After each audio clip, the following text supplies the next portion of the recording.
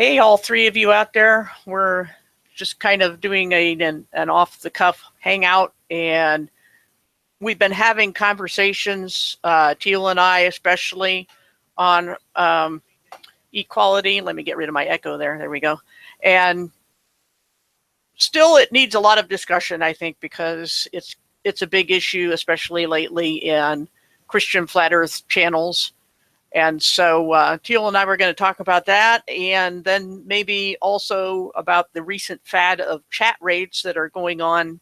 A couple of the bigger channels are sending people to non-flat Earth chat, on Hangouts, on live Hangouts, sending them to the chats to just truth bomb it, I guess you could say, and whether that's good or bad. And possibly also some questions about the moon. So Jibby and I, we can all, of course, talk about that. Questions about the length of time we should see the moon in the sky and so forth. So, Teal, I guess we'll start off with the equality thing. And was there anything in particular you wanted to, that might need more discussion? Well, I mean, I know that you've covered it pretty well in some of your content on your channel and everything, but I was just interested in some of the proof text that the people that try to, position the hierarchy position try to use, and the way that you see those proof texts, because I've only been through probably half of your material on it, so I don't know the full scope of it.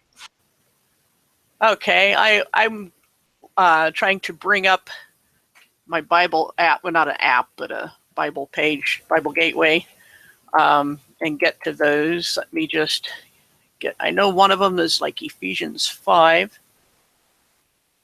I do know that when I heard you speaking about it, it rang true to me, and then I went and looked at some of your material to verify, because the reason it rang true to me is because I had already been kind of under the impression that the beast system, so to speak, the satanic system that we're under in this fallen creation until Christ's return, that it creates the hierarchy, that it puts people enslaves people and puts people underneath others and things like that. So it definitely rang true to me, and especially knowing that there's verses such as, there is no Jew or Gentile, male or female, bond or free in Christ Jesus. So, right. Yeah, those are the overarching principles that I think are non-negotiable when, Jesus said, not so among you, when his disciples wanted to have positions of authority in the coming kingdom. And he says, he was mad at them. There's a couple different accounts in the Gospels, and some will add more detail than others, but he was angry with them, and so were the other disciples when they found out that these two, James and John, were asking for positions of authority. And he said, you know how it is in the world. They have change of command, and they have benefactors that rule over the other people. And Jesus said, not so among you. Whoever wants to be the greatest should be the least, and whoever wants to be master of all should be the slave of all, because even he, the Son of Man, did not come to be served, but to serve and to give his life as a ransom for many. And that's also stated in Philippians 2:5-11, where we see that it starts off saying that we should have the same attitude as Jesus, who did not consider his equality with God something to be jealously clung to, but laid it aside and humbled himself and took on human form, and that, and humbled himself even to the point of dying a horrible death on a cross. And at the Last Supper, Jesus said, that after he washed his own disciples' feet, he said, "Do you even know what I did to you?" He said, "If you call me Lord and Master, and so I am, but if I, your Lord and Master, can do the lowest slave work for his own disciples, then you have to do the same thing. If you want to be following me, this is what you do. You don't take authority, you take humility." And that's how Jesus turns the kingdoms of the world upside down, and just stands authority on its head. And so, and even the word that most people translate as submission in the Bible means to get under someone in order to lift them up. So the greatest is at the bottom of the pile, lifting other people above them. And yet that's not what we've seen on all these years. And this is one of the proof texts that people use to say that, well, I don't care what Jesus said, basically. I don't care what Paul said in other passages. We're going to, really harp on these that we can turn to make male fleshly privilege and entitlement. The thing that Paul does a lot of times is he'll give instructions, and he's giving them to specific groups of people in very specific situations. Ephesus had a lot of, I think that's one of the places that worshipped Apollo and Diana or Artemis. And there was a lot of disorder going on and people coming into the churches who came from those backgrounds and didn't understand how things were to be. And so he's writing instructions on how Christians are to act in societies like that. For example, he would talk about slavery and say that, slavery, and, if you get a chance to be free, take it. But here's, if you're in that situation, here's how a Christian should behave so as not to either overthrow society suddenly and, ruin, just make chaos in society, or also not to give bad reputation to Christians in general by being rabble rousers. He's advocating gradual change and saying, here's what you do for the time being. So he's not advocating slavery, and he's not advocating, by the same logic and the same method of interpretation, not advocating wifely submission. I mean, that was a given in that culture. Both the Greeks and the Romans and of course the Jewish leaders were all, very much patriarchal. And so telling women to submit doesn't make any sense at all. But as I was talking to someone this morning, when he says submit to each other, this is, people like to start, and you see there's, in this translation, this is a new title. They'll put these titles in to break up the text. They're not doing it with that intent, but it does break up the text. They're trying to give a title to a section they think is a new section. But it really isn't a new section here. It's more of a continuation, because of course, chapter and verse markings were not done until the Middle Ages, I think, or slightly before that. But they weren't in the original writings, that's for sure. But Paul is giving instructions on how people should get along. And he says, back here in verse 18, don't get drunk on wine, be filled with the Spirit. Instead, speak to one another. Some people have done studies on the one another's in the New Testament. This is one of those. And he says, speak to one another with psalms and spiritual songs, sing and make music, giving thanks to God in the name of our Lord Jesus. This is part of a list. And then the next list is submitting to each other, one another, out of reverence for Christ. Wives, these words, submit yourselves, do not appear in the Greek text at all. It just says, wives to your own husbands. And it goes with the text before it because there's no verb in that sentence fragment. And I go into detail on that, but I'm just saying that as a proof text, that this is one of the subtle ways that the translation can twist the meaning, because they've broken up a sentence and a list and segmented this part out and added words that aren't there in the Greek to make this instructions for Christian household. Paul has just been he's in the middle of a list on how Christians in general are to submit to each other, which means it can't be hierarchy, because you can't have a hierarchy with everyone submitting to everyone else. So since that's what Paul's saying, then it's not a hierarchy. So he's saying everybody defer to each other, support each other, get under each other and lift each other up. And it's all mutual. And there's no exception when he gets to husbands and wives. And why does it say your own husbands?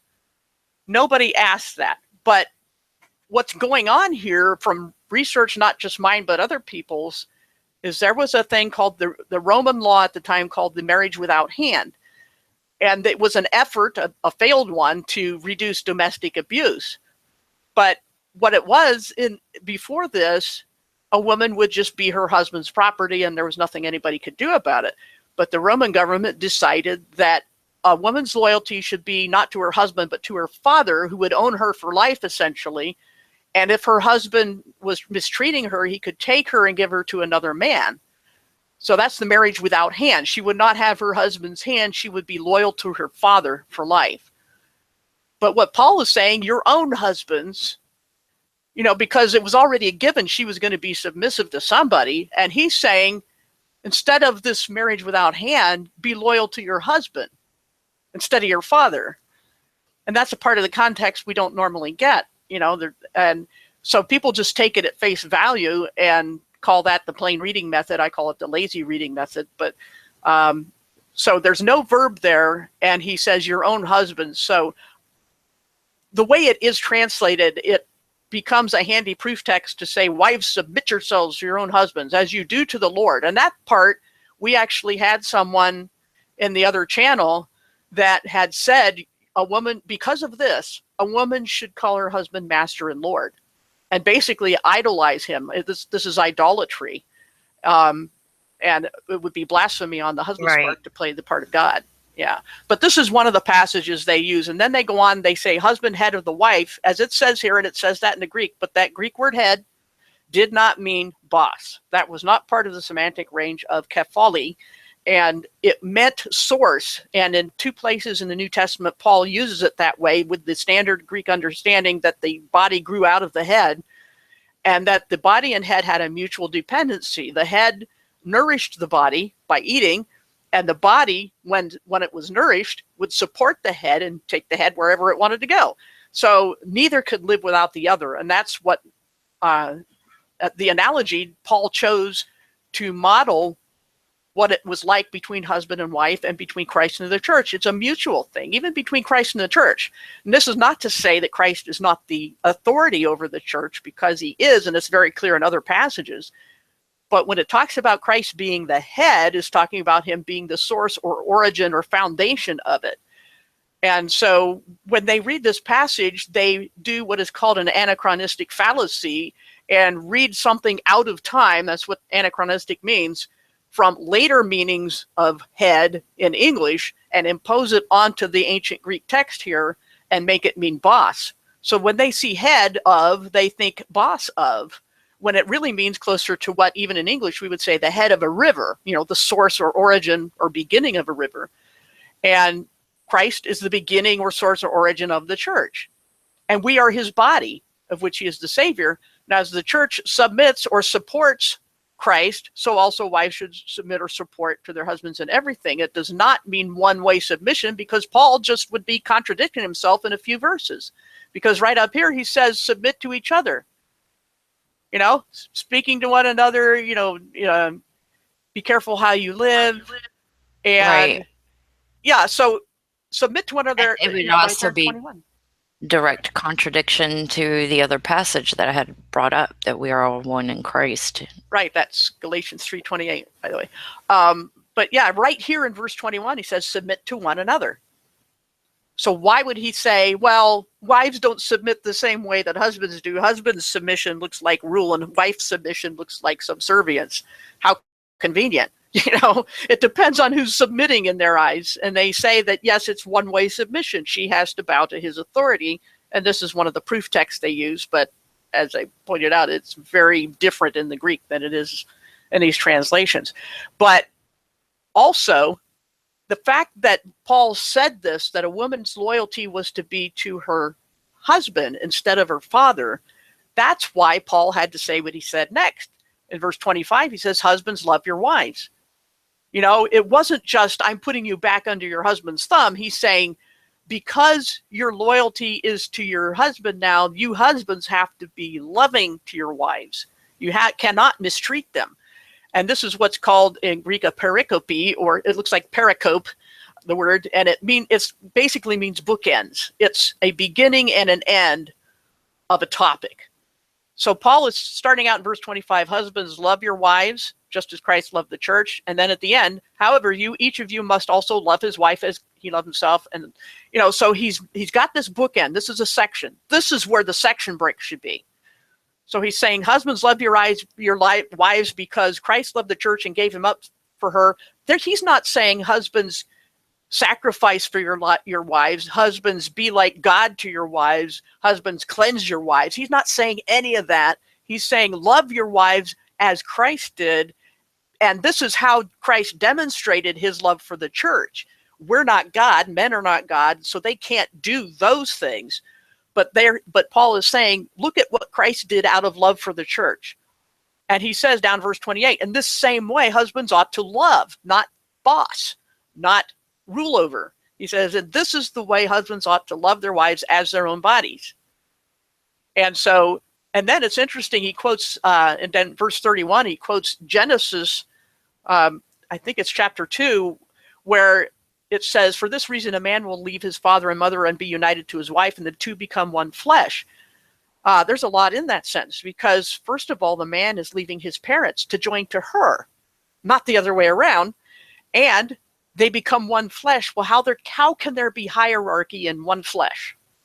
It's just like God, and I know a lot of people don't believe in the Trinity, I do, but God's Trinitarian nature only has one will. The only time there's another will is when Jesus took on human nature as well. And so he is a dual nature being, and that's why he submitted his human will to God's will. And the point is that there is only one will in the Godhead, and therefore, if something is one, there can't be a hierarchy. And so we see right here in verse 31 that the two become one flesh. Well, how can there be a hierarchy? And then he says, this is a profound mystery, but I'm talking about Christ and the church. He's talking about unity and one will, one, two coming together into one. That's why it's a mystery. So that's how I would break down that section. And yet that is the proof text that is so twisted into violating and making Paul contradict himself right here in the same passage when he says, submit to one another. And then he says, husbands, love your wives and all this. And how can you submit to one another when they add a verb, submit yourselves, that isn't even there? They make Paul contradict himself, and they make him a misogynist. This is why I had to do my own translation. I'm not saying I'm the only one who knows this stuff. I'm certainly not. I'm, as the saying goes, standing on the shoulders of giants. But, and one name in particular that I think I owe the most debt of gratitude to, besides God, would be Katherine Bushnell, who lived in the late 1800s, early to mid 1900s. And she was a medical doctor in that time and a linguist. And she went to China as a missionary and a doctor, and mainly to help teach the Chinese women to stop the awful practice of foot binding their daughters, because delicate little feet were all the rage. And so you basically crippled your daughter's feet by wrapping them tightly so they wouldn't grow. And she went there to try to do something about that. And along the way, as a translator, she also found that the Chinese Bibles were being mistranslated deliberately to favor the male-centric culture. And she complained about it, and they said, well, that's just what they're used to. And she was just, like, no, this is so wrong. You don't monkey with the Bible. And then it occurred to her to ask, I wonder what's wrong with our English Bibles. And she did a ton of research. She knew both Greek and Hebrew. She mainly concentrated on the Old Testament and uncovered a lot of misogynistic chicanery that had gone on even among the Hebrew text to change. And she was comparing with this Greek Septuagint and uncovered a lot of bad stuff, especially about Eve, that was being terribly maligned by the Talmudists. And so this is not something I made up. I mean, a lot of other people did groundwork. Okay. So, can you, well, I don't know. I was going to ask if you could go through some of the stuff that she actually revealed about Eve, but yeah. I think that I've pretty much kind of heard that. Yeah, there's a site that's dedicated to her work called God's Word to Women. All right, can I get that link? I'll look for it. All right. Because I don't have that right handy. godswordtowomen.org. Yeah, I mean, this makes complete since because the God is spirit, and to think that God would order some kind of you know would cause some create some kind of order based on flesh. I mean, I don't understand. Yeah, it goes against everything fundamentally about the gospel and what Jesus came to do, and that Paul himself, as you mentioned, Galatians 3:28. Um, I'm sorry, I'm trying to find the exact where they have the. Let me find a different source for that, because I know somewhere they go step by step through her studies. I always misspell her name. A-R-I-N. I think Katherine Bushnell. I have her book, by the way. I actually had my daughter asked me. I was talking to her about God, and she said, "Is he a man?" And What? I said, well, Jesus, he came as a man, but he came as a man through a virgin woman as well. And she said, but is God um, a him? And I said, no, Oh, God is spirit. He has no gender. God the Father. right. God even says, "I am." God is not a man that he should lie, nor the son of man that he should change his mind. Um, I mean, there's a whole bunch of things you could quote that says God is spirit. I can't find it right now. I wonder if they had to take it down because of the book. Let me go to my site and see if I can find an older link. Um, anyway, maybe you can think of something to say while I'm looking at that. Well, I would love to see more Christians pick up on this truth, because I really think that this is freedom, um, for not only women but men as well. And I think that it's a truth that can benefit the body of Christ. Um, Right. and you know, but it just seems like a lot of times when I see when I what we've seen through the past couple weeks of this being talked about, it just seems like there's a lot of male fleshly ego that's getting in the way of accepting this truth. Right. And it it seems to me that it's coming more from a place where it's in regards to the home life and not so much as the brothers and sisters in Christ or church life. At least from a lot of, it's not that I haven't heard some of the guys that we've talked about this with talk about women pastors, but for the most part, from most of them, it seems that they want to hold on to this hierarchy. I'm in charge. I'm the man of the house, head of the household stance in Right. regards to their homes and their relationship lives. And um, the reason why I would wish that they would accept this truth is because I think that type of mentality is going to damage their relationships, to be honest. So, but Oh, yeah. that's just my opinion on it. I think I finally found this. It was godswordtowomen.wordpress.com is the one that has all the lessons. Um, so I think there's a couple of different lessons that she goes over this in. Uh, maybe this one. Let's see.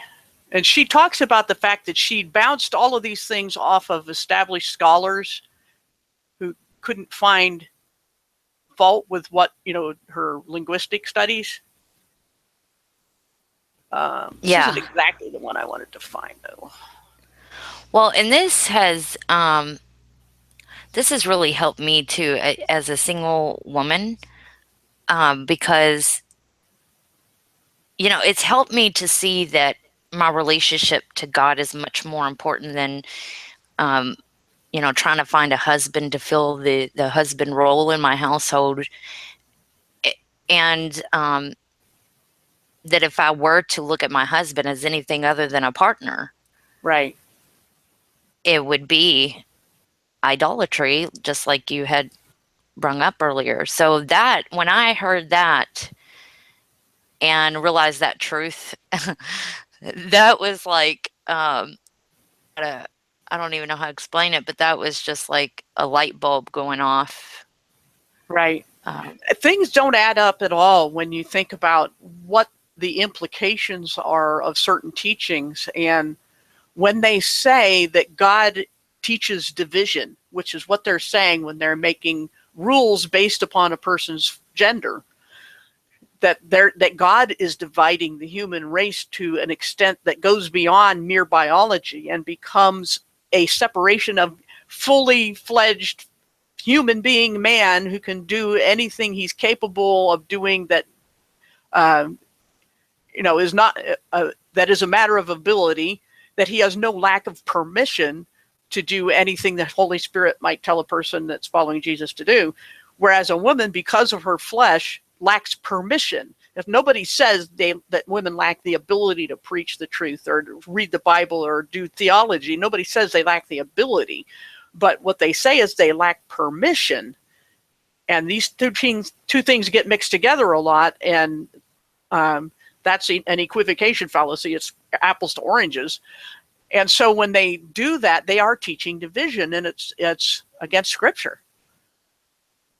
Now, I don't know if this passage, you can look through the lessons later. Now that I got the link out there, I finally found the lessons. It's right around lessons 14, 15 or so, as far as where she breaks down what happened between Eve and the serpent and so forth. Was that close to what you were looking for? Yeah. Yeah. Okay. Yeah, and she goes on that God warns Eve, and she goes into the word that's translated desire, because of course the men have decided that it meant that she was desiring his authority or something, which he didn't even have, and that she had this desire. Yeah, they take it to mean that she was desiring his rulership, his leader position. I've heard that be thrown around as well. Oh, she desired his leadership position, and that's why we have all these problems with all these Jezebel feminists. Right. Yeah, there's right around the teens, their lessons go into what I think you were asking about pretty well. But she was a first-rate scholar, and very early, she was an early suffragette. And in that day, that's what early feminism was. She just wanted women to be treated as adult human beings. A woman couldn't own property in her own name. She couldn't have a bank account in her own name. She couldn't vote.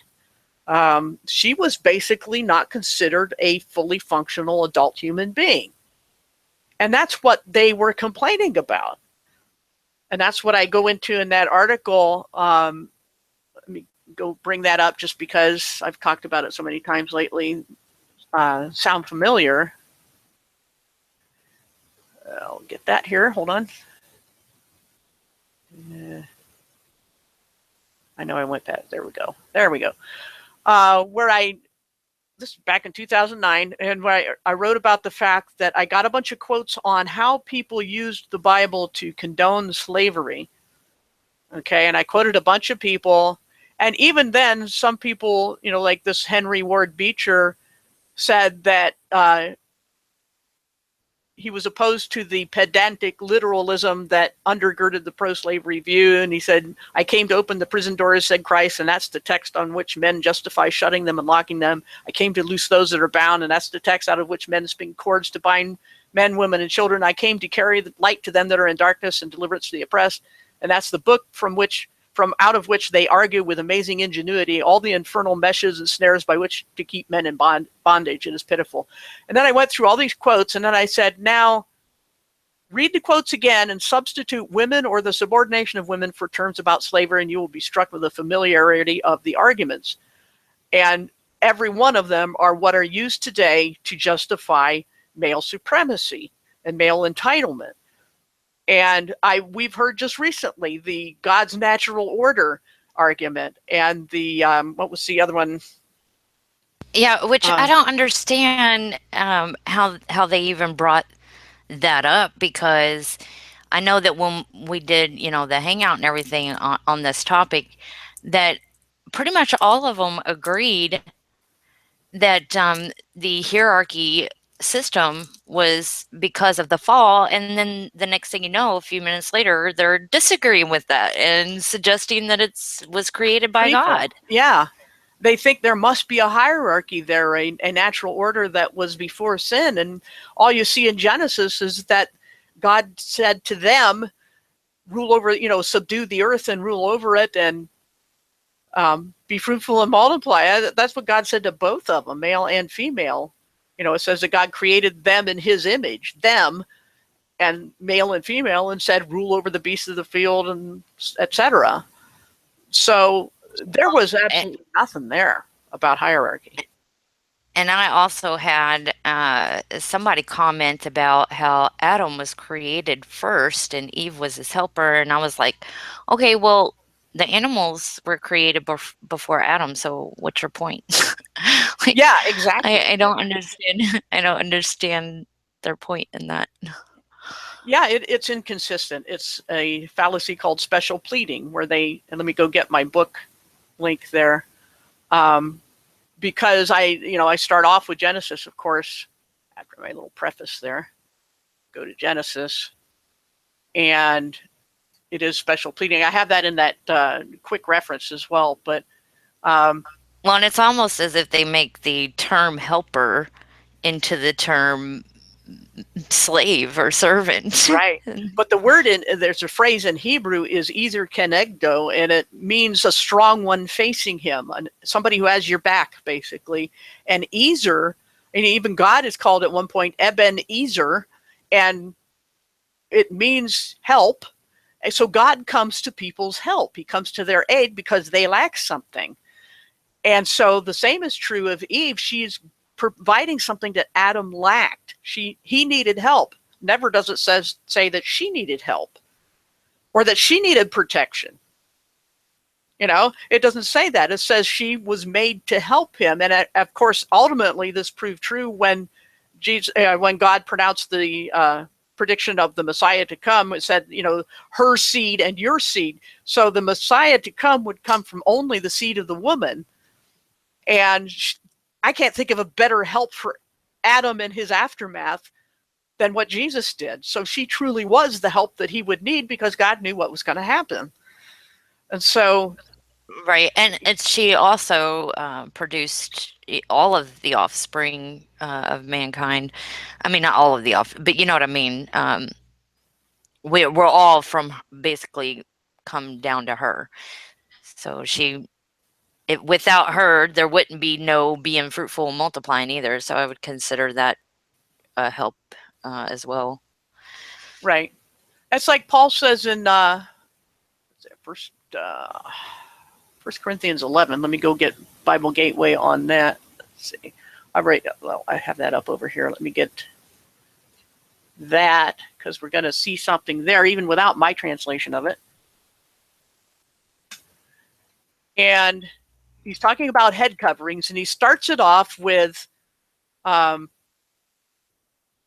head of, the head of, the head of, and head meant source. And the order of what he says there doesn't make any sense if he's talking about order of hierarchy, but it makes sense in order of creation.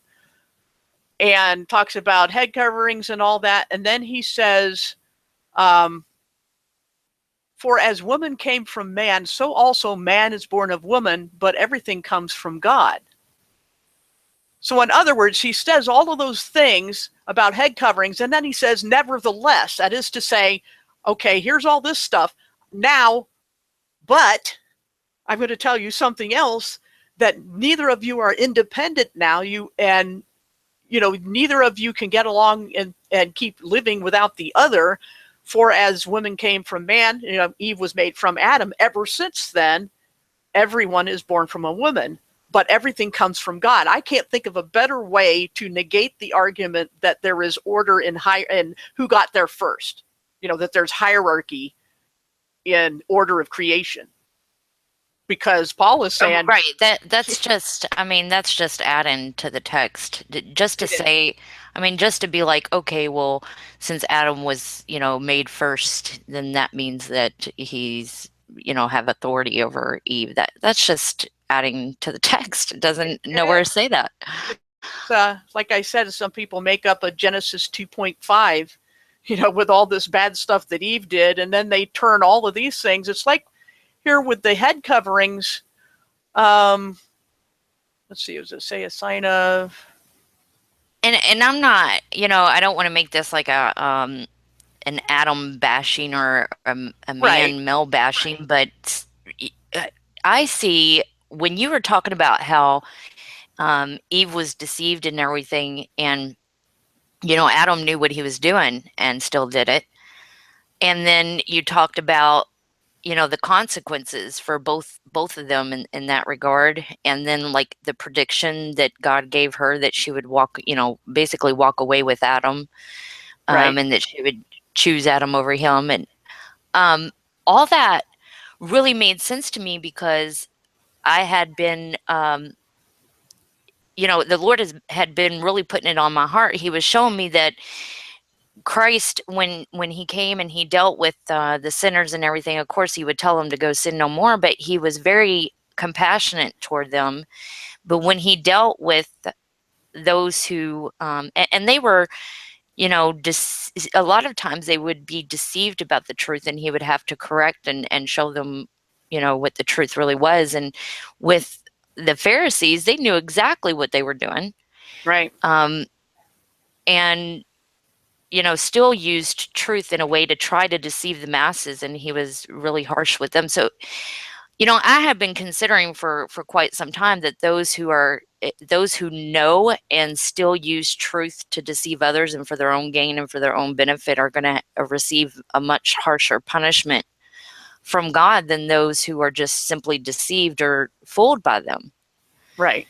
And so when you had brought that up, that was like, ding, ding, ding, another confirmation of what you've been considering. Yeah, when you put it all together and unpack the baggage that is collected on these passages over the years, I mean, there's been so much misogyny, so much twisting, and it's, I go into the details on my websites and things, but all it takes is a little common sense, even in whatever translation you've got, just to say, think about it. Like, for example, when Paul says a woman must be silent in the church, supposedly Paul says, I don't believe he said that. I believe he's quoting the Talmud when he says that. But and then the same Paul in the same letter says women must pray or prophesy with a head covering. Well, how are they supposed to do that if they're absolutely silent? Go ahead. Right. It wouldn't make any sense. Again, it would be like a contradiction right within the same passage. Right.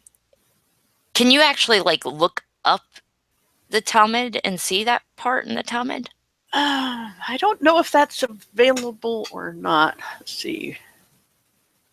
Because it does seem like to me, and I don't know like specifics, but it seems like to me that a lot of the Pharisees were working off the Talmud and Christ had to like correct them on the truth of Scripture. Right. But the thing is that in that passage, Paul says, they're saying Paul says, but he's quoting, he says, as also the law says. But the law doesn't say that. The Jewish law, the laws of Moses, doesn't say women should be silent in the meetings. And also in the Greek, the word is that to hear their voice is vile. And that I know is in the Talmud somewhere. To hear their voice is vile? Yeah, vile and disgusting and unclean and, every bad word you can think of. Yeah. I mean, that's even, that's terrible. They were very bad. Yeah, I mean, I can't even imagine how much worse it was on women back in those times. I mean, it's still bad in some ways, but back then it had to be like 100 times worse than what it is now. Right. I'd have to look for a while to find that, but because I'm looking for specific things, and they're giving me a whole bunch of mixing the Talmud and the Torah, and I don't want that. I want just the Talmud's statements on women. I'll look it up so you don't have to all right. waste time doing that. But yeah, that there's been so much that has been twisted deliberately. I had mentioned the other day about where Paul writes about Junia the apostle, and the men just couldn't endure that a woman could be apostle, so they looked for a way to write her out of the New Testament. And there was this United Bible Societies committee that was formed to be in charge of the integrity of the biblical text, original languages, and they had certain rules they were supposed to follow, where if you had made a claim about a certain word in the Greek or Hebrew, you had to have what they called attestation, which was documentary evidence backing up your argument that a word meant a certain thing. And they did not do that when they changed Junia to a masculine form that didn't even exist until the Middle Ages. So they decided that they would go ahead and do this, break their own rules, and for 50 years that error stood in the original languages in the New Testament and I think Romans 16, I believe, and all these translations were made from that error in many languages for 50 years. And then quietly, they couldn't hide it anymore. Quietly, they took it back out and put it back to the feminine form. And now, even in today, you will find English Bibles that have a footnote and say, or Junia's masculine, when they know full well that there was no such masculine form. And so they out and out lied, broke their own rules, and monkeyed with the Bible in order to preserve male privilege and make sure that Junia was an apostle. And what they did after that was even stupider, where they said, okay, well, she was an apostle, but she had no authority. They made that up out of thin air. And then they another argument they tried was, well, Paul isn't saying she's an actual apostle, just that they knew her. That's how desperate it gets. Wow. Yeah. Yeah. Oh my. Chat mentioned the different but equal. That was the other thing. Other than God's natural order, the argument separate but equal. We all know that phrase from study of American history, that was the argument for even after the slaves were freed, that people had to have separate facilities for blacks and whites, colored and whites, bathrooms and water fountains and all those things. Which is a false equality. It's not equality at all. It is. Even if the facilities are equal, the fact remains that they're different, that they're separate. Why are they separate? That in itself says inequality. It says there's something wrong with you and we have to keep away from you. And it's the same thing, the separate but equal, different but equal argument between men and women. It's saying, just by making that statement, that there's something that is less than or defiled or defective or something that is wrong. And how can you be one in Christ if you're separating the body? I don't get it. Yeah, it's the teaching of division, and it divides the body of Christ right down the middle. I think they're having issues with the video buffering. Oh, really? Yep. I'm looking at the watch page. It seems okay right now. I don't know what to do about it anyway. Well, mine's good now, so I don't know if Mark Bailey's is good or not. Yeah, sometimes that happens. I don't know. But anyway, the fact that the question is even asked, what are women allowed to do, is already ending the argument, because they're not arguing over whether women should be separated or restricted. They're presuming it to be true and only asking to what degree. So separate but equal, I mean, we are different biologically, and there are averages in certain personality traits that there are easily more differences in personality among men or among women than there are between them, because you have aggressive people in both male and female. You have passive people. You have good leaders, good followers, smart people, dumb people. It has nothing to do with gender. And even though they can physically say that because of hormones affect brain development, that there is something different about male and female brains, structurally, that's true. But it doesn't have any effect on intelligence or personality. And I've verified this many times myself online over the years, that when somebody doesn't know your gender, they will make presumptions about it based upon how you write. And they will always, and I've made the mistake too, thinking someone who was writing more aggressively was a man, and someone writing more passively and talking about love and gentleness must be a woman. And it turns out not to be true most of the time. So there are no differences that anyone can prove that hold true across cultures and times that are distinctly feminine or female, or distinctly masculine or male. What do you think about, where people bring up biological differences, like as in physique and everything, and try to go off of an argument based on that? I mean, of course, we know that, women are the only ones that can reproduce or have the babies, at least. And we know that physically, typically, most of the time, men would probably be at a better advantage, or at least do a better job in regards to protecting or defending, until, kind of now, where we have like weapons and stuff that kind of even it out. Even back in the day, there were bows and arrows, and women are just as good a shot as men, and sometimes better than most. And if you're defending your house, nobody is more fierce than the mother bear. That's women true. Are very good defenders. It's just a matter of motivation. It's just there's nothing in the gender itself. There are strong women. There are weak 98-pound weakling men. I mean, that man, I know somebody, I know a woman who's like 6'3", very big Norwegian built woman. And the man she used to work for, who used to say that a woman had to know her place and that a man always protected, was the 98-pound weakling. And she said, you know what, if we were trapped in a burning building, I'd have to carry him. Because right. It just wouldn't work the other way. And that kind of sounds like he was a little bit insecure about his own stature anyway, and that's why he was using that. Yeah, and people talk about women being more emotional.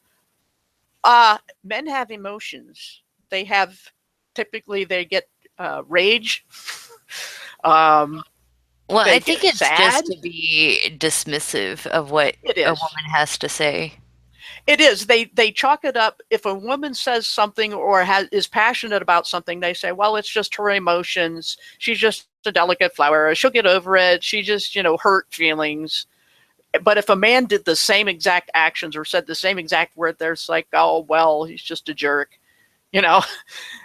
They treat you differently. That's why in the message boards for a long time, I didn't reveal my gender. I chose a name that didn't say anything. And then I would start arguing, or whatever, discussing things. And people would always, without exception, assume I'm a man every time. So the question in the chat is sports. Sports is a physical thing. Physical. And yeah, that's kind of what my question was. Do you see kind of a difference with the whole physical, and like, how would you approach that type of argument when somebody wants to bring up the physical differences versus intellectual, and hey, because of these physical differences, then we need to have a hierarchy here? I mean, that's one thing I don't get. Like, okay, so there might be physical differences, but why would that suggest any kind of hierarchy? There's physical differences between me and my black friend down the street. Does that mean that I'm in authority over him, or him in authority over me? I mean, I don't get that. Yeah, it's when you really think about it, it tries to homogenize people and put them in boxes. When people say, because of the stereotype or the average, that this is true, and true of everybody, and we're going to assume certain things. We're going to take things a certain way that you say them just because we know what body you were born in, you know. So it gets messed up, and I just wish people would treat each other as individual human beings. That's all I would ask, and I'm not saying to ignore personality differences or ignore physical differences. And not ignoring them means also to recognize when a woman is stronger than a man, or when she's more, you know, there are women in martial arts who could take down a very large man. Well, like I was telling you earlier today, I learned to shoot at the age of 9 years old by a professional marksman, which happens to be my uncle. And every year up until I was 15, for 2 weeks out of the summer, we'd be at his and my aunt's house, and weather permitted, we'd be out there on his range every day shooting. So I would challenge any man to a shootout, and let's see who could get the better, you know, target there, because I guarantee you that you're gonna have a hard time beating me. I'm just saying. Right. Yeah, it's not like every battle is a wrestling match, you know. I don't know why people. Right. I'm not, and that's the thing. I'm not like trying to be competitive or compete. I'm just making a point that, you know, I could do just as good of as a man, if not better, in regards to shooting a weapon, shooting a gun. Yeah. I was looking at the chat about the phrase "the exception proves the rule." That phrase comes originally when it was coined. Even today, we talk about taking a car to the proving grounds. What a test does is prove whether or not the thing holds up. And so when you have an exception to the rule you made, then the rule is broken, because the exception proves that the rule doesn't hold in all situations. And so prove in the sense of test is what it means. The exception proves the rule. So when people use that to say, because there are women who don't fit the rule, then they're proving that the rule is true, that's nonsense. It's illogical. So, you know, these are excuses, and excuses to do what? When you try to pin people down, like when somebody says man of the house, and then they say, well, this isn't a hierarchy, you know, I'm equal to my wife, but I'm the man of the house. What do they mean in practical terms, man of the house? By their context, by the way they use the phrase, I have to assume, because they don't tell me, that it means boss, final say, holding the trump card, wearing the Burger King cardboard crown. You know, so there are stereotypes. Well, it seems.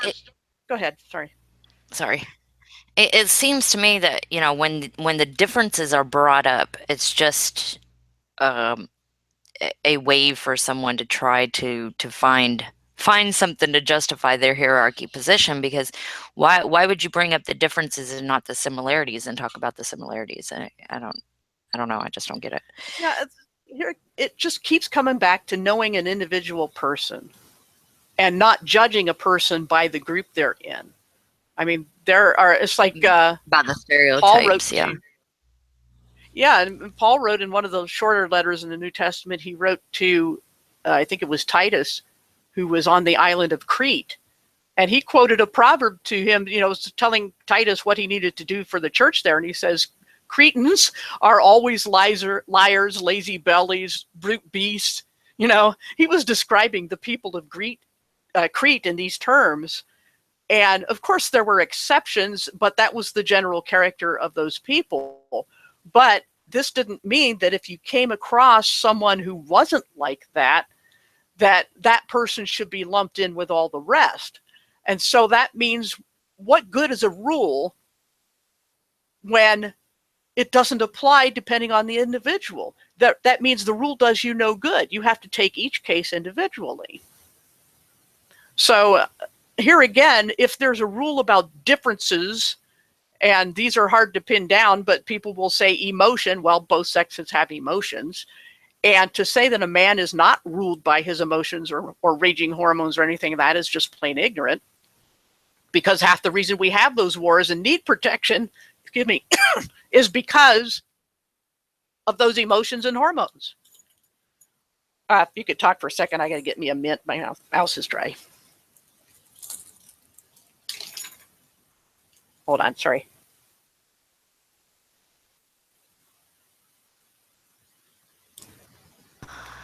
So, oh, go ahead. Sorry. Yeah, well, I'm looking at Gord's comment in the side, and it says, "Well, you guys started this discussion. I don't discuss these issues because they are fruitless." Well, I happen to think that they are not fruitless. I think that this is what unifies the body of Christ, is to see everyone as equal, not to see one in authority over the other.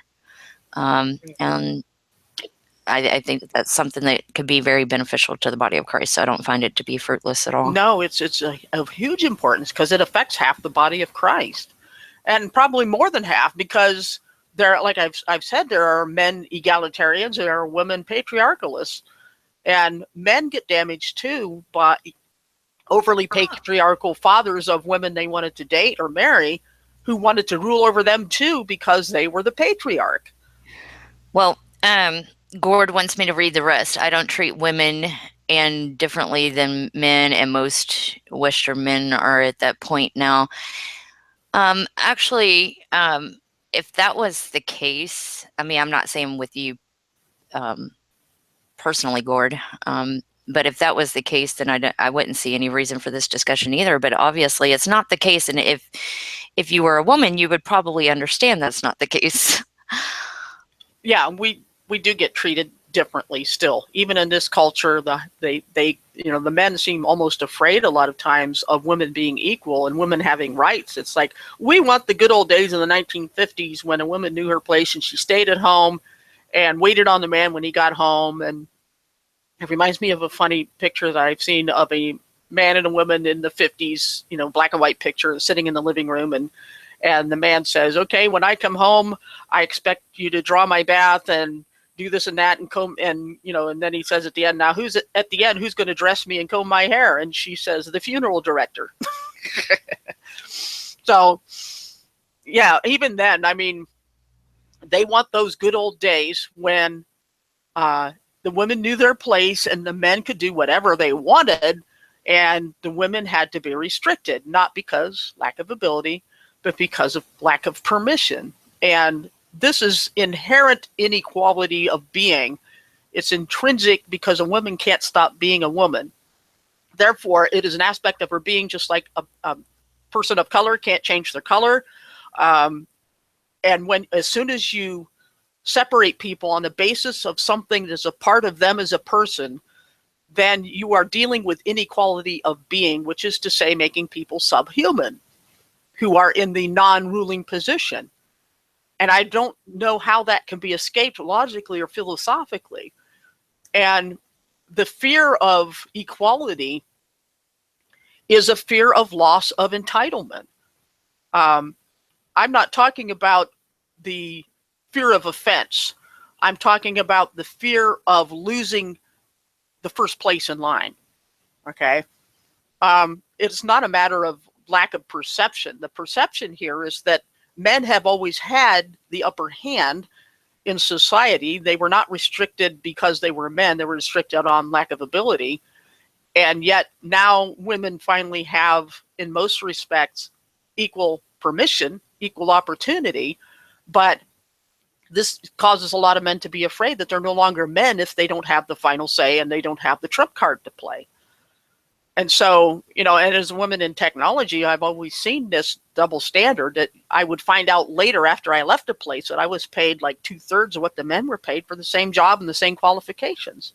One of the last places I left hired 3 people to replace me. They just used women. They would take our ideas and not give us credit, and they would hire young men over us that had no experience at all. It's a real thing. It is not an imaginary glass ceiling. Well, yeah, it's definitely real. I mean, I remember the time periods where they wouldn't even let there were only male actors. They wouldn't even let females act, Mm-hmm. and singers as well. There was only, the castratos, and I don't know if there was only male singers, but they kind of in a way what do you want to call it? Restricted that and limited that as well. So yeah, that was something that I looked into not too long ago, actually, the whole castrato thing. Right. Which is a terrible thing. But anyways, that's off topic. Well, it's a real thing. It's part of the history of all this, and I don't think it can be ignored. I mean, like I was saying, from a lot of us from our own experience know that this is a real, lasting prejudice. I don't know how it can be denied. People will get statistics and claim, that there really isn't a glass ceiling and all that, but I've seen it myself. I've experienced it myself. A lot of other women have too. Rebel asked me to trying to change the settings to less buffering, and I've just tried to do that. I hope it helps with whatever might be going on there. Did you lower your bandwidth? That might be what it is. Mine is already down one notch. I could turn it down another. Let's see. I'll put it on medium. Might just be YouTube. It could be. Yeah, here again, if we come down to it that women are adult human beings, and that would solve a lot of disagreement. As soon as people try to put you in a box because of your appearance or your genetics, the game is over. They can try to excuse inequality and separate but equal nonsense all they want. But as soon as they put you in a box, they've already tried to settle the debate for you. So right, yeah. Yep, I agree. Gord mentions anecdotal evidence on the wage gap. I'm talking about the same hours, the same level of required skill, the same number of years of experience, and the same area, the same kind of company. It's very real. It's very real. Wage gap. And even if it wasn't, which I'm not trying to come against what you're saying there, but even if it wasn't, and anecdotal evidence is not necessarily not evidence. It's still evidence. Right. It's just a weaker form of evidence. But I've experienced, like we were talking about earlier, where men try to dismiss women just by saying, well, women are emotional, or you're crazy as well. Crazy is another term that they like to throw on women, thinking that women are too emotional to be able to engage in discussion, when a lot of times it's just pure projection. It is. It's them that have gotten emotional over the issue. In their insecurities of a woman being on the same, level, right. playing level, that they're the ones that get emotional, and then they try to turn it on you and say that you're the ones emotional about it. So, I personally, even though, I'm grateful for the times that we're in, that I don't think that they're near as bad as what they used to be, and we've come a long way. I've still experienced, sexism from guys and stuff. So it's not that it's completely gone. Yeah, and it needs to be talked about, because people want to sweep it under the rug and pretend, out of sight, out of mind, that this is imaginary. It's all in our head because we're women. It's all in our head. We're just imagining things. We're just emotional, and they dismiss everything we say because of that. Right, and I won't get into the Zachy. I won't get into the two horrific relationships that I had due to the man thinking that he was in the authority position, and I guess I wasn't submissive enough to them, both of them, because I would stand up for what I believed in. I won't get too much into that, but I'm just saying I have definitely experienced the whole male chauvinist thing. Yeah, and when it comes to women experiencing things, I always think to this horrible example of the Southern Baptist Convention president, there was like half a dozen or a dozen or so women who had come to him and complaining about sexual harassment and rape and other things that were going on in the various churches. And the guy said that, well, there's not enough women complaining. I'm not going to listen until there's a certain number. It's like, no, how many does it take? He didn't even say. And he's saying that, because our testimony just doesn't count. If there were men being mistreated, it would take one or two, Right. Well, and I kind of wonder if a larger group of women were to stand up, if it would turn around and end up being something along the lines of, "Oh, this is just a feminist spirit." Yeah. That's entered the church and everything. That's what I think it would probably end up becoming. Right. Yeah. So, but like I've said, sometimes you just have to, the words just don't get through, and people want what they want, and they want to believe what they want to believe, and you can throw evidence of your own experiences, and people don't believe you, and they want you to produce extraordinary proof, whereas they can say, well, men are being mistreated, and men get mistreated in court, and this and that and the other, and they don't want to, they aren't going to go look for proof. And they would think if we didn't believe them that there's just something wrong with us instead. So, but I've seen just enough of that sort of excuses. The bottom line for me is women are either fully adult, equal human beings or they're not, just as it is between different races. So it just, that's all it boils down to. We're either human or we're not, and there's no way to make separate but equal. There's no way to make it God's natural order, because that argument, both of those arguments were used for racism in the past, and the same, you can't make the argument valid by changing the name of the oppressed group. I don't see any way around that. Right. So should we move on from that? We're having a war in the chat over it. We're being told that our experiences don't count, and that that these things that we have to go get proof that we were mistreated, even though the companies would never provide any of that information. Well, I mean, it's being said by someone who came onto the chat and said that they don't discuss these things because it's fruitless, but they came onto the chat to discuss it. So, Yeah.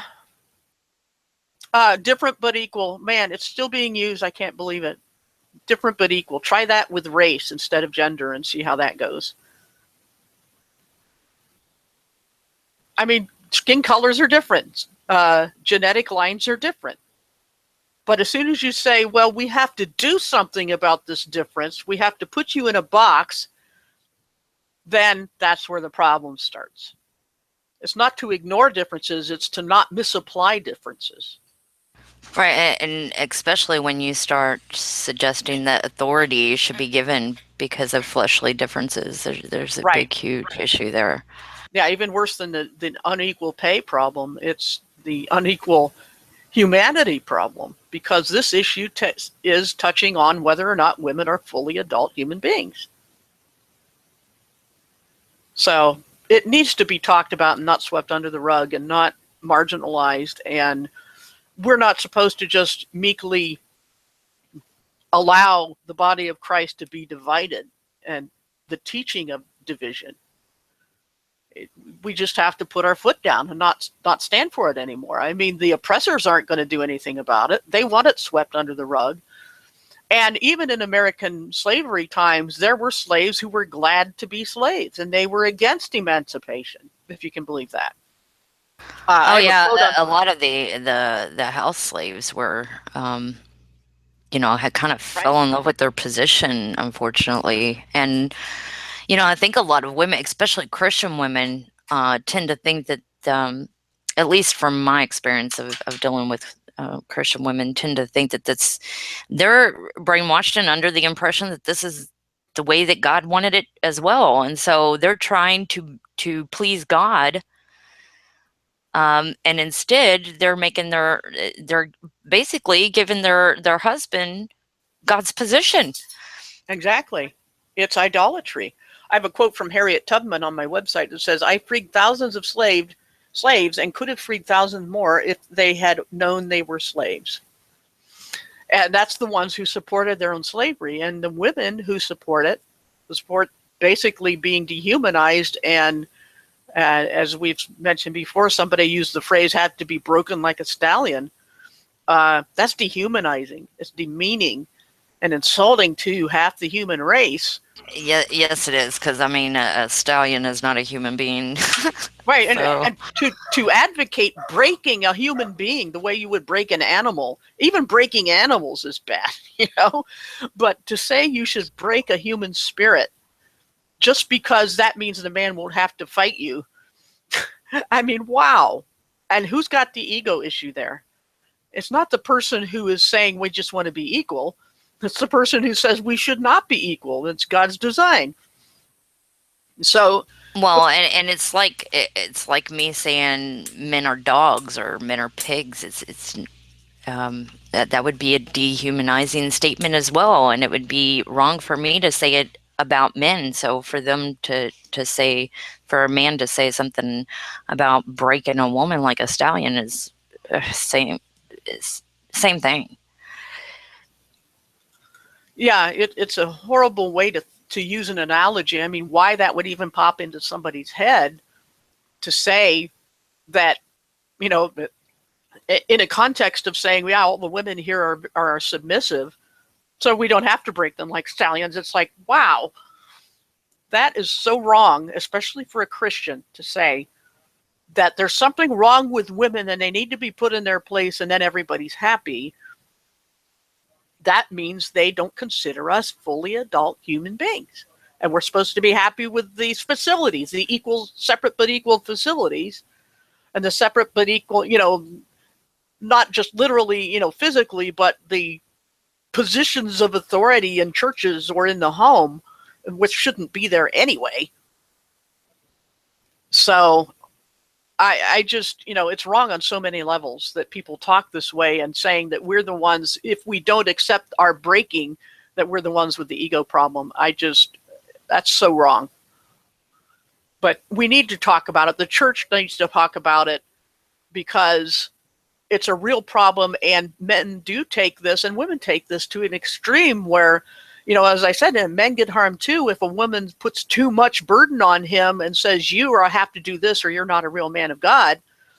You know, that goes both ways, but the majority is the men wielding authority over women, and it's just has to stop both ways. And I think there's something terribly wrong with the church to not address this problem, not face it, and let it fester under the surface for all these generations where women and men are being damaged by this inequality, this teaching of division in the body of Christ. Well, I see Rebel over here saying, I believe society has belittled men entirely. I think that society is belittling men as well, as far as pushing a effeminate. Currently, yes. Yeah, as far as pushing a effeminate type of mentality onto the men, I do think that that's being done. Right. But to the extreme as well, not something that's, you know, trying to find and it's not as if, you know, Paul is teaching, hey, let's blur the gender lines like what we're seeing the elite try to do. Right. You know, it's not as if that's what she's trying to say. Plus, people have to remember that the current situation is a blip in history. All the vast majority of cultures in all of history have been staunchly patriarchal. Women have been property. You know, it's undeniable. If you go through history, women have, it's been like in the 1920s and so that women even got the right to vote as human beings or be able to go to college or own land. And those are things that adult human beings can do. And so this current situation of pushback and, you know, replacing one evil with another is to me, the way I look at it is, 90% of the time it's all been the injustice has gone one way, and the second it swings the other way, the men are crying. Oh, we're being treated unjustly. Well, welcome to our world. I do think that in regards to like careers or jobs such as like the military or like a fireman position where you have to be able to carry the person beside you if they're a fallen comrade. Right. I do think that the standards should not be lowered just to suit. I agree. Totally. Okay. Yeah. I was just going to see what your position was on that. But I Yeah. mean, if she can do it, she can do it, right? So Right. you need to go ahead and let her if she can. But don't. But I am definitely against lowering the qualifications. Yeah. I don't think qualifications should be lowered. Absolutely, because that is pointless. You have to have high standards for a reason, and if it's a very physical environment, then you weed people out because even men would be weeded out on those physical requirements in some cases. The Yeah. percentage Yeah. of men may be much higher, but that succeed, that meet the standard, because the standards are based on what men can do. So that's just expected. So Well, and men are usually the ones that are going to weigh more typically anyway. yeah, So and they have bigger it's lungs a bit typically as well. understandable when it comes to such things as firemen and military. Right. Right. I mean, that's just common sense that if you have a physical job to do, you pick the most physically able people to do it. So. Right. I will be right back. I have to get a Sure, drink really quick. Sure, no problem. So I'll wait for her to come back, but we'll see if we can wrap up that part of the hangout. We've been doing that for about an hour, I think. But as far as overall happiness brought up in the chat, people are happy when they are accepted by society. And strict rules appeal to a lot of people, but I think there's something ethically, morally, eternally wrong with saying that an adult human being, by their flesh, their genetics, is lacking in permission to do or be certain things. As far as voting goes, I don't think that there should be taxes anyway, and having one vote per household, that means there are no other adults in the household. People should vote if they're adults and they've been studying the issues. And if you want one vote per household, then why not also pick the woman to be the voter? Especially if there's a lot of domestic issues to vote on, she would be the most qualified to vote. So you can't pick a designated representative of the household unless the household decides to do that. I mean, they can choose to only have one vote per household if they want, but if you have, two adults who are up on the issues and they both pay taxes, what are you going to do with your one tax, your taxpayer one vote per household rule? That means somebody is losing their rights as a human being. So as far as happiness goes, though, people would be a lot happier without government at all. In many cases, in most cases, there's a lot wrong with life that is caused by government, and especially the bankers. So the happiness level has a lot more to do with oppressive government than it has to do with people play acting roles based upon things they cannot change about themselves. So I totally agree the household should work as one. That's what teamwork is. Working as one, pulling all in the same direction by choice and a mutual agreement, not by decree of an overlord. People should cooperate. They absolutely should. So our token male on the chat, he can talk now if he wants. If he's still there and awake. I think we put him to sleep. Yeah, he must be asleep. Mic is off. Or he's out going to some other chat. Who knows? I still don't understand the one vote per household. What good does that do?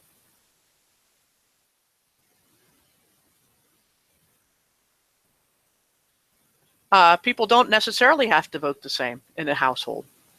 I mean, I don't know how many households you've been in, but there's a lot of disagreement, even on some political views or finances. The finance is one of the major causes of divorce, disagreements on finance. So they don't have to vote the same.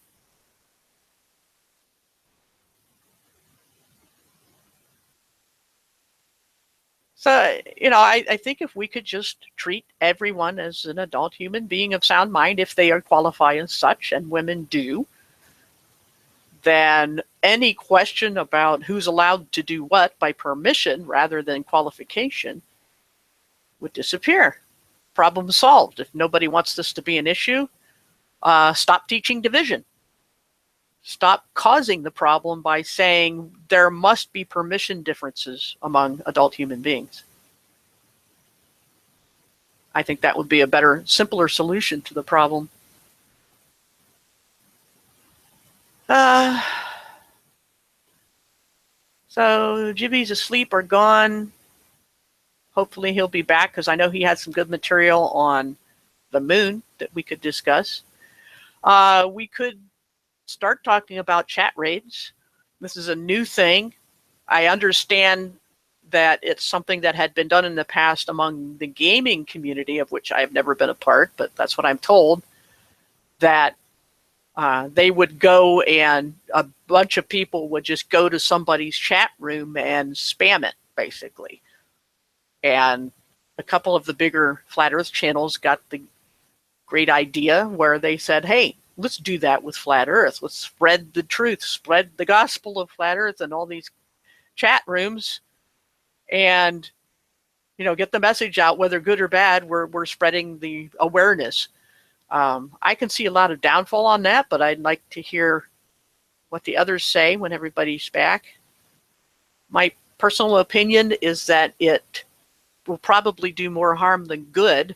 For one thing, it makes us look like a cult, because whenever you can command groups of people to do something like that on an issue like that, I think this is saying something disturbing about how many blind lemming followers of the Pied Piper there are. To say that because people believe in Flat Earth that they should go around spamming chat rooms as groups is really putting a bad face on Flat Earth. It means we're group thinking, where if we're thinking at all, it's as if somebody just says, now go out and canvass the neighborhood all at once, going to one house and pounding on the doors and saying, listen to me. I don't care if you hate me when you're done, but listen to me. You must hear my message. I think that's very pushy, very cult-like, and that it is quite possible that it is being instigated by people with ulterior motives to make us look like that. I do agree that there is a good way to influence people, but if the Bible is any model, it says the way to spread Christianity is not by rallies and things like that, or even necessarily going door to door. It's by being salt and light. And salt is to be spread out over the food and change it from within, and change its flavor. And so the best way, the way that Jesus said was the way to spread the message, was for each person to take it with them wherever they went. And that's how you truly change people. It's slower, but that's less damaging and less jarring and will have less resistance to people when you assault them all at once. I think their natural reaction is to resist. So I think it is a mob mentality. That's just the way I see it. And like I said, I'm hoping the others will be able to chime in on that. Yeah, Teal, I had started talking about the chat raid issue. What do you think about that? Um, I don't know what. Oh, my microphone's Get up away on my from your head. mic. There we go. All right. um, I don't know what to think about it, to be honest. When I first heard about it, I didn't look into it myself. I just heard about it, so I was like, "Well, that's stupid. Weird. Like, why are they doing that?" Yeah. And then I looked into it a little bit, and I could kind of see why they're trying to hit up the gamers, because if gamers really think about it, they're dealing with virtual reality. And if they think about it and if they play enough games, they'll notice that you could build any type of model, whether, on the earth, whether it's spherical in that game, like the reality Mm. of that game, whether it's spherical or flat, you could build either one in a computer system. So, maybe that's it. I was thinking that that might have been why they were targeting gamers, but then I think Jibby had brought up last night that the gamers had did some raids or something like that on something. So I don't know. I don't know what it's all about, but I don't know how productive it would be.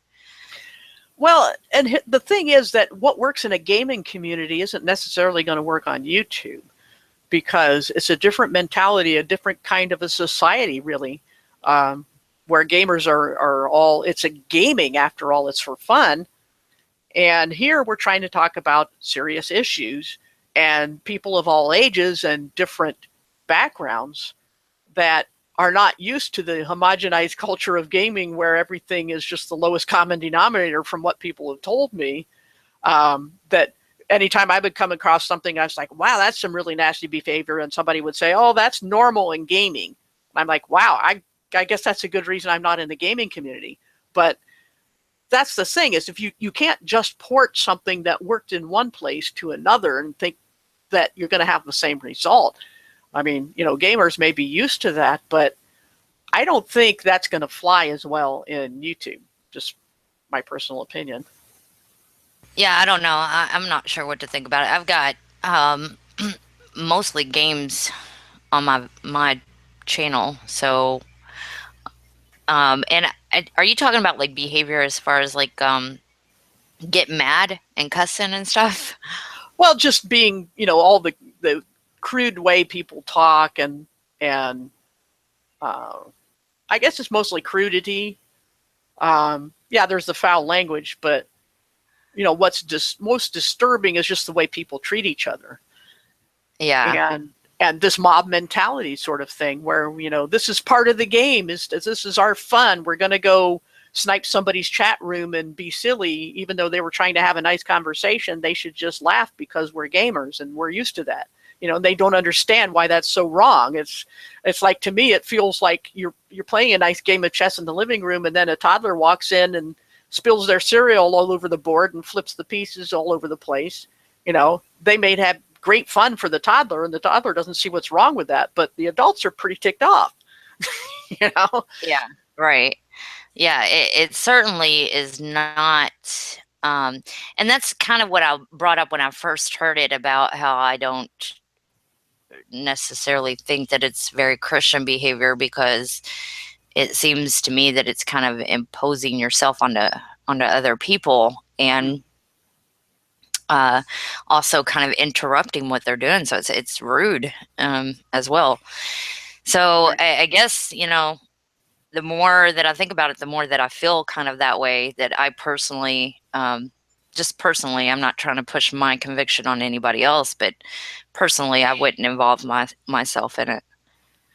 Yeah, I wouldn't anyway because I'm not into that sort of thing. But uh, I just think they should have seen first, maybe taken some kind of pulse on the flat Earth community and said, "What do you guys think about this tactic?" It doesn't seem like they asked anybody. Just a few of them that are familiar with gaming. So I don't know. I personally think it is rude, like you said. Hey, Pillbox is here. Yeah, I think they. Oh, I'm gonna go ahead and let Pillbox say hey. What's up, Pillbox? Yo, what's going on, players? Yeah, we're gonna start talking about this in a couple minutes. Go ahead, Eve. Oh, I was just gonna say, I think that what they're trying to do, like they may not have considered that, hey, this is a rude thing to do, we probably shouldn't even do this or whatever. But what they're probably trying to do is a lot of gamers here on YouTube get a lot of views when they stream live, and so they're probably trying to get as many people to at least look up flat earth as possible, and that's why they're hitting up these gaming channels. But again, I don't necessarily think that justifies doing it. Right. It's a different environment. What do you think, Bill Box? This was great exposure, to be honest with you. It pretty much proves all the fundamentalists correct as far as people that are very strict and saying, listen, we have to have standards, a standard of truth, a standard of knowledge, or a standard of morals. All of it is the polar opposite of these types of actions, though, and acting like you're going to go around knocking at everybody's door and running away and playing the peekaboo game or whatever they're doing here is just stupid. I mean, this is just not smart. You're all we ever do is talk about how we get trolled. So now, to counter trolls, we're going to be the biggest trolls in the flat world. Okay, that makes sense. And that's got to be the dumbest thing I've ever heard, because we get trolled a lot, because we get harassed a lot. Now we're going to take it up to the next level and have hundreds of people harassing people that don't even know what's going on all the time, and as if that's going to give us a good image. This just shows how stupid people can be, even once they have woken up to a great lie. And if you don't have that standard, and even some Christians that think they do, slipped up big time, and some have even admitted it. So I can't be crazy, because people have apologized to me and they have told me they are sorry because they weren't thinking or whatever. I don't care about the excuses, because we all make mistakes.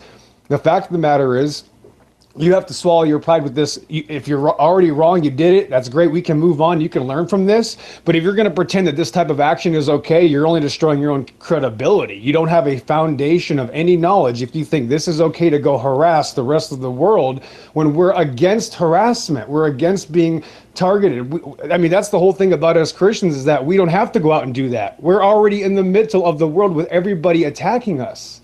And I guess you just don't have enough enemies because you're not a Christian and you like to play it safe in life, or you're afraid to preach the Bible because you, again, like to play it safe in life. So now you want to cause another issue because you're not the ones wasn't another.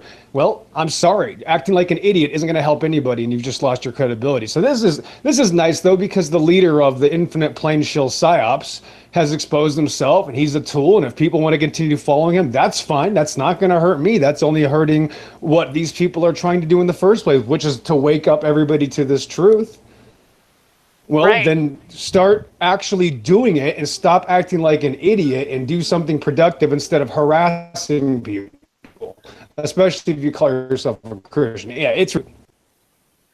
Yeah, and I was thinking while you were saying that for a number of years now, the churches, especially the bigger ones, have tried the business marketing approach, where they have these mega churches and multiple campuses, and that this will bring in the bodies in the door. It is successful, but there's a lot of attrition. You know, people will come in the front door and leave out the back. And so, because Christianity isn't meant to be a business, it isn't meant to be an army, it isn't meant to be just a philosophy or a theology. It's meant to be a spiritual relationship with the Creator. And you can't do that with marketing techniques that only care about the numbers and not the quality. And there's a downside that people don't see. Even though they only look at the positive numbers going up, look at all the people in my hangout, they'll say. And then later down the road, a few months later, those numbers will fall back out because people came for the wrong reason. They came because it was a fad. It's just like with, one-hit wonder musicians, or, they have one song and everybody's, this is the greatest thing. And then they never produce, they don't keep cranking out the stuff. And so, and already in Flat Earth, we've had a lot of stagnation. A lot of the ground research, when it first broke through, everybody was all over it, trying to get their head around this new idea. And now that they have, it's reached another stage in its development where It is an established view, just like Christianity has been an established view, but we keep spreading the message, but we don't do it by, chat rating. It doesn't work. It's a failed method when it comes to churches. And I think that, I've seen so many parallels with flat earth and Christianity, it isn't even funny, but this is another one to add to the list, because as soon as they do that, they're going to find out there will be an initial surge of interest, but it will not last long, I don't think.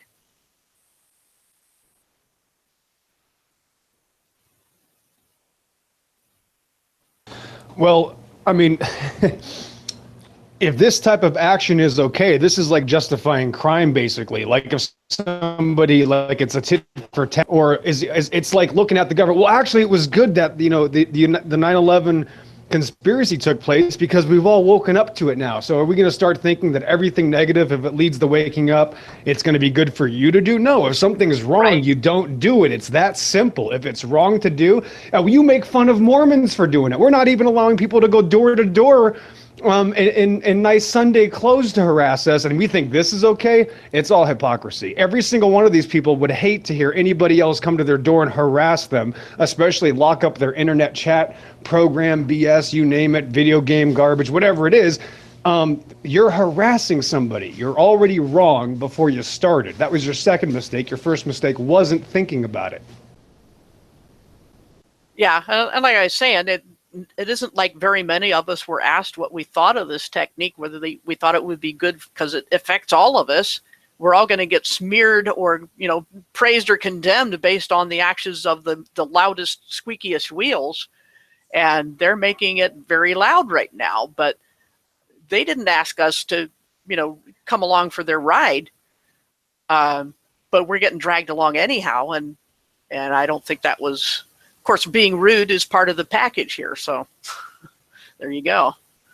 Hopefully Jimmy will wake up or come back soon, because I'd like to see what he thinks about it. But yeah, it's one thing when you're going to the head of the snake. If you're going to go to a government organization, internet thing, that's fine, because you're talking to the direct source of the lies. They're the ones lying. It's different if I go down to the guy down the street. I'm going to bust this guy's door down and start harassing him because of NASA. This guy has nothing to do with these people unless he is a pseudoscience preacher like the ones that come on here. And you're passing up all these people. It's not enough that we're getting attacked by 500 people. You have to now go harass yourself thousands of other people not even related to the conversation. You really think that's a good idea? You're having a hard enough time dealing with the trolls of the ball Earth. So if you can't deal with the trolls trolling you on your belief system, why are you going past the trolls? You're having trouble with Gem Panda and people that think cartoons are real. Maybe you should slow down and check those people at the door first. Yeah, I think it's kind of like stooping to the level of trolls. And yeah, it doesn't help, the cause any, in my opinion, when you do that, because what are you asking for? I mean, the majority of the world is going to be, at least the majority here in the West, are going to be under the impression that we're on a globe. So what exactly are you asking for? Are you asking for them to return the same favor to you? Because then you're not going to have any of your chats be based upon your discussion. It's just going to be ran by a bunch of spherical believers. Right. I mean, they wouldn't want the same thing to happen to them. So, why would they do it, Yeah, and it's not like we're just offended and don't have no sense of humor, as I've been told. You just don't have a sense of humor. No, I have a sense of adulthood. Is the problem. This kind of behavior is very juvenile, and disrespectful of other people's rights and boundaries. They have no sense of boundaries. Are you sure it's because are you sure it's not because you're a woman? Oh yeah, that's it. Sorry. Oh, I forgot. It's my nature. Women, I heard that last year. I think it was last year, or a year before. Somebody told me that generally women are not very humorous or comedic. Okay. I don't okay. How many do you know? Oh man. And then in the same breath, these people would say that we're too silly. Right, right. Oh, they want their cake That's and eat it funny. too. But anyway, I just think that sort of behavior is, the chat rating is juvenile because it comes from the gaming community. Yvette, I thought you had a wrench. I don't know what happened to it. I will fix that problem because I know you know who the players are. I don't know how that happened. Yeah, there's back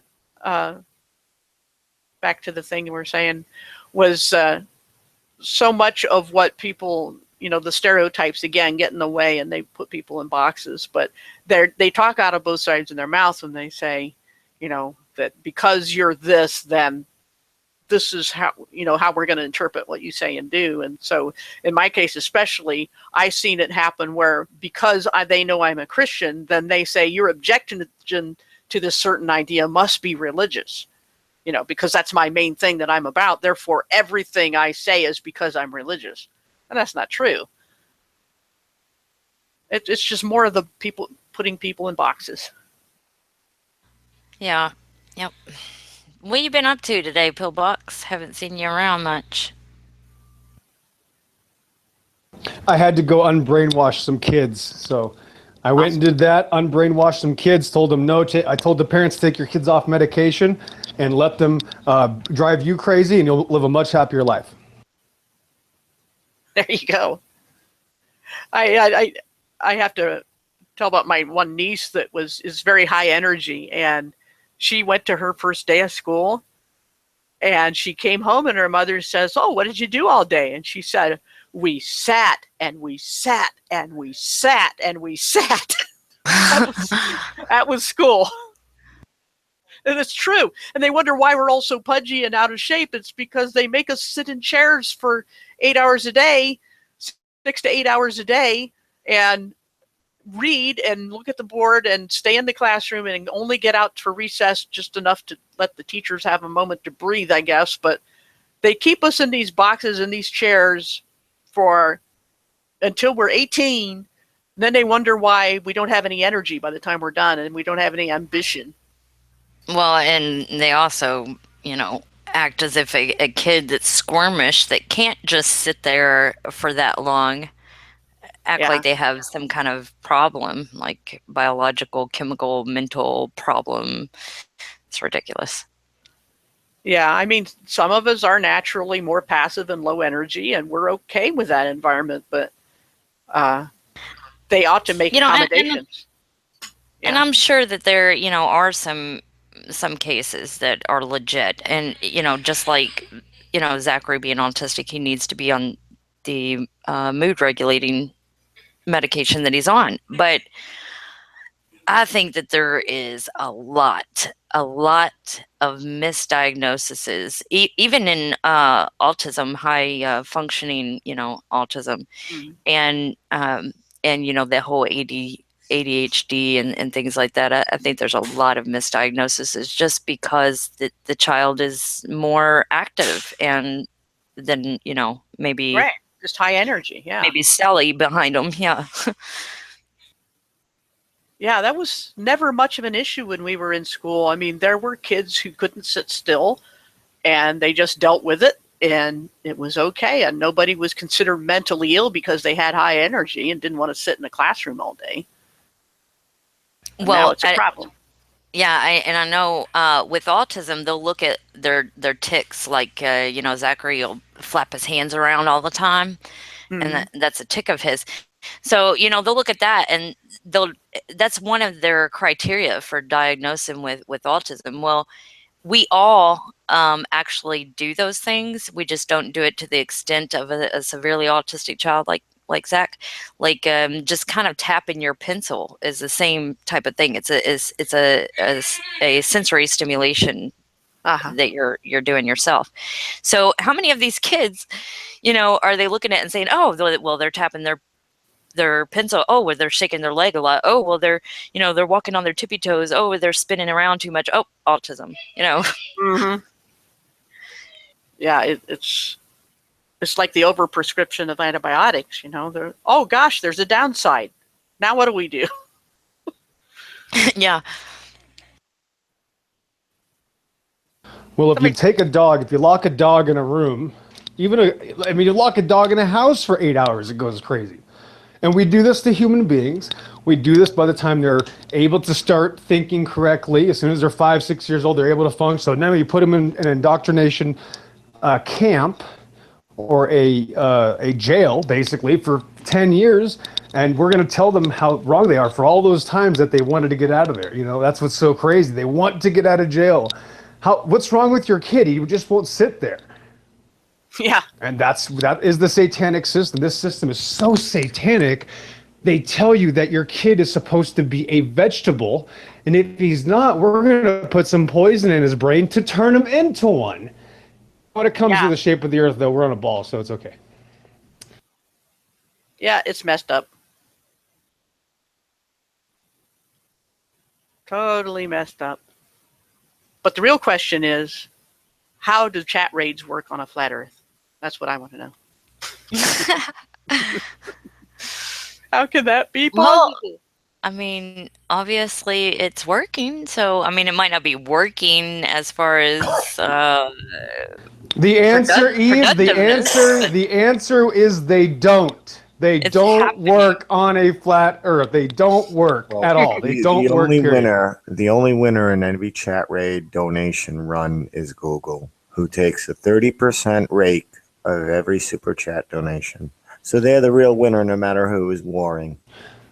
Well, Jibby, I'm sorry. I don't remember all the different stages of my life, but if I was into something and somebody could, let's say it was whatever weapons 10 years ago of any sort, and somebody comes in and starts harassing me about this flat, I'm going to hate whatever they're doing. I'm going to say, oh, these stupid idiot flat earthers came in like a bunch of monkeys jumping off the ceiling saying flat earth, flat earth, flat earth, and they totally ruined everything we were doing. It was very important, and these flat earth idiots ruined everything. That's all I remember.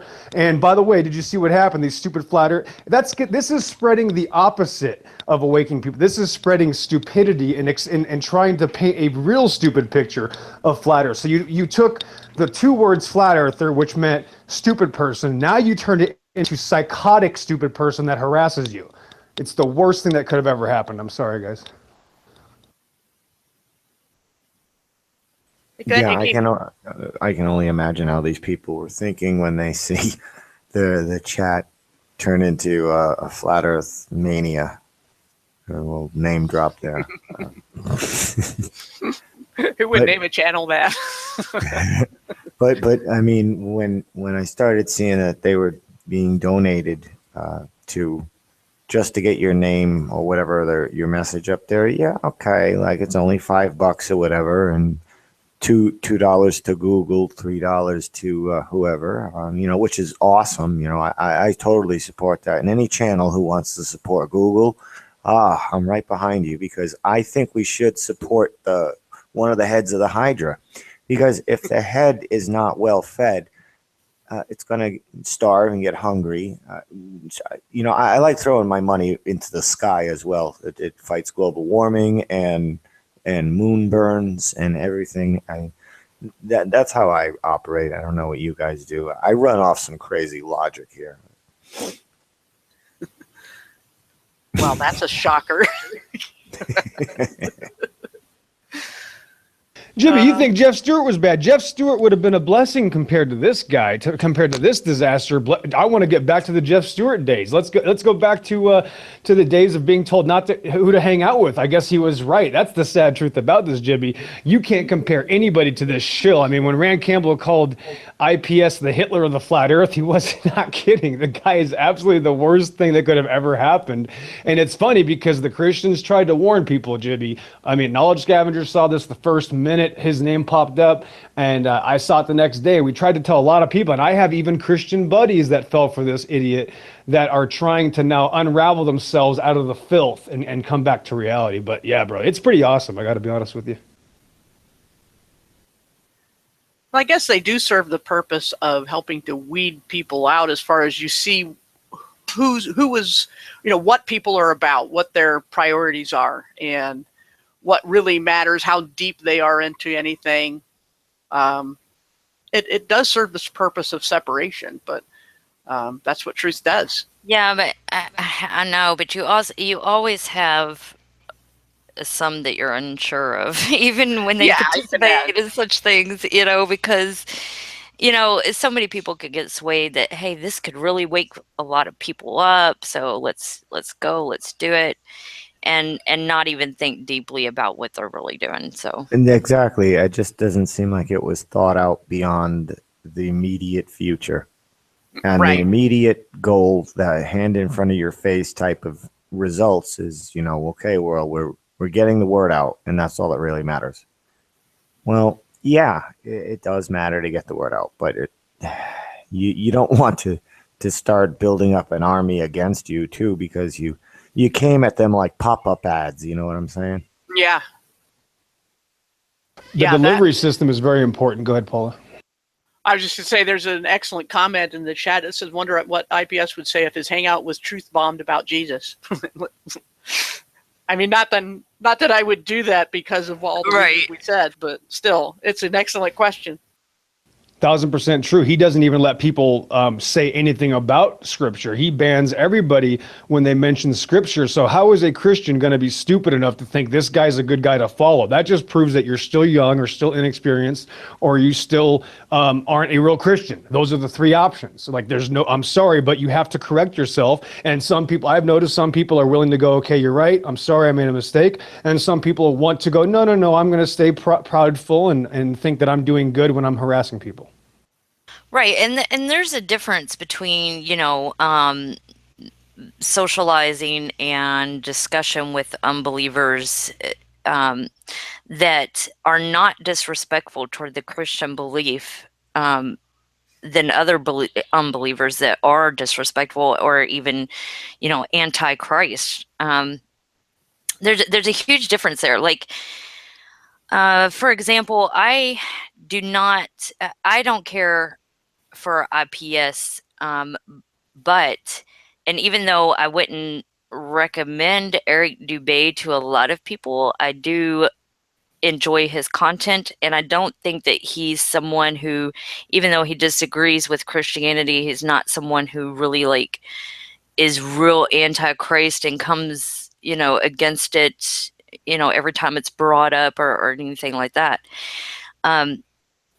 So I think that there's a huge difference between the unbelievers that you engage with as well, and to make sure that it's not somebody that's constantly downgrading God and Jesus. Well, that's been my beef with the main channels from the start. A lot of them, like Globebusters, Jeranism, and now IPS. He hit the ground dissing the Bible and Christianity, and I was in a hangout one day when he came in with two accounts to scream in all caps that I was worshiping Jupiter and the Pope and all these things. And I thought, wow, that's not a good way to introduce yourself. When people spend so many hangouts talking about what they don't believe and what they're against, I have an issue with that. I think people would do a lot better just talking about what they do believe and what they're in favor of.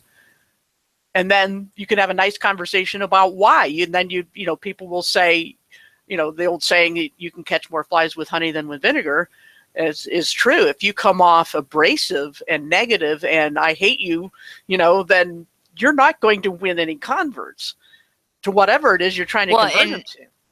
And when they target a specific belief system, that's got to cause some pause and make you go, what's going on here? Yeah, and that's been, it always has been Christianity and the Bible that get singled out and mentioned all the time. And I don't buy the excuses anymore that in this stage of everybody's involvement with the internet, that's not like we're all this tiny village that's isolated and didn't know about other religions or philosophies. This has been going on long enough. There aren't any excuses. People know all these different ideas, and they're being, spread around as if that, the same, it's the 1960s or so, when people didn't know a lot about other ideas. Right. And it seems like you would think that people would come against Satanism. If they're concerned about what's damaging to humanity, you would think they would come against Satanism more than they would Christianity, but you only see them doing that when it benefits their cause. Yeah. You know, because like with some of these flat earthers that are non-Christians, you know, they'll bring up that the elite are involved in Satanism and the occult and everything, but they're only doing it because it benefits their cause. If it was, if it didn't have anything else to do with flat earth, they would be attacking the Christian position more than they would be the satanic position. Right. And the satanic position, unfortunately, is all over the place, and especially in our elite. Right. Yeah, they never seem to ask that question. Why is it that the powers that be all have one religion in common? And it's Satanism, it's Luciferianism, it's the Gnostic, God is Yahweh is the demiurge, the bad guy, the bumbling creator who messed everything up and put us in this Truman Show. And that's the idea. That's just one religious idea that they don't even acknowledge where they got these ideas. They just pass them off as their own.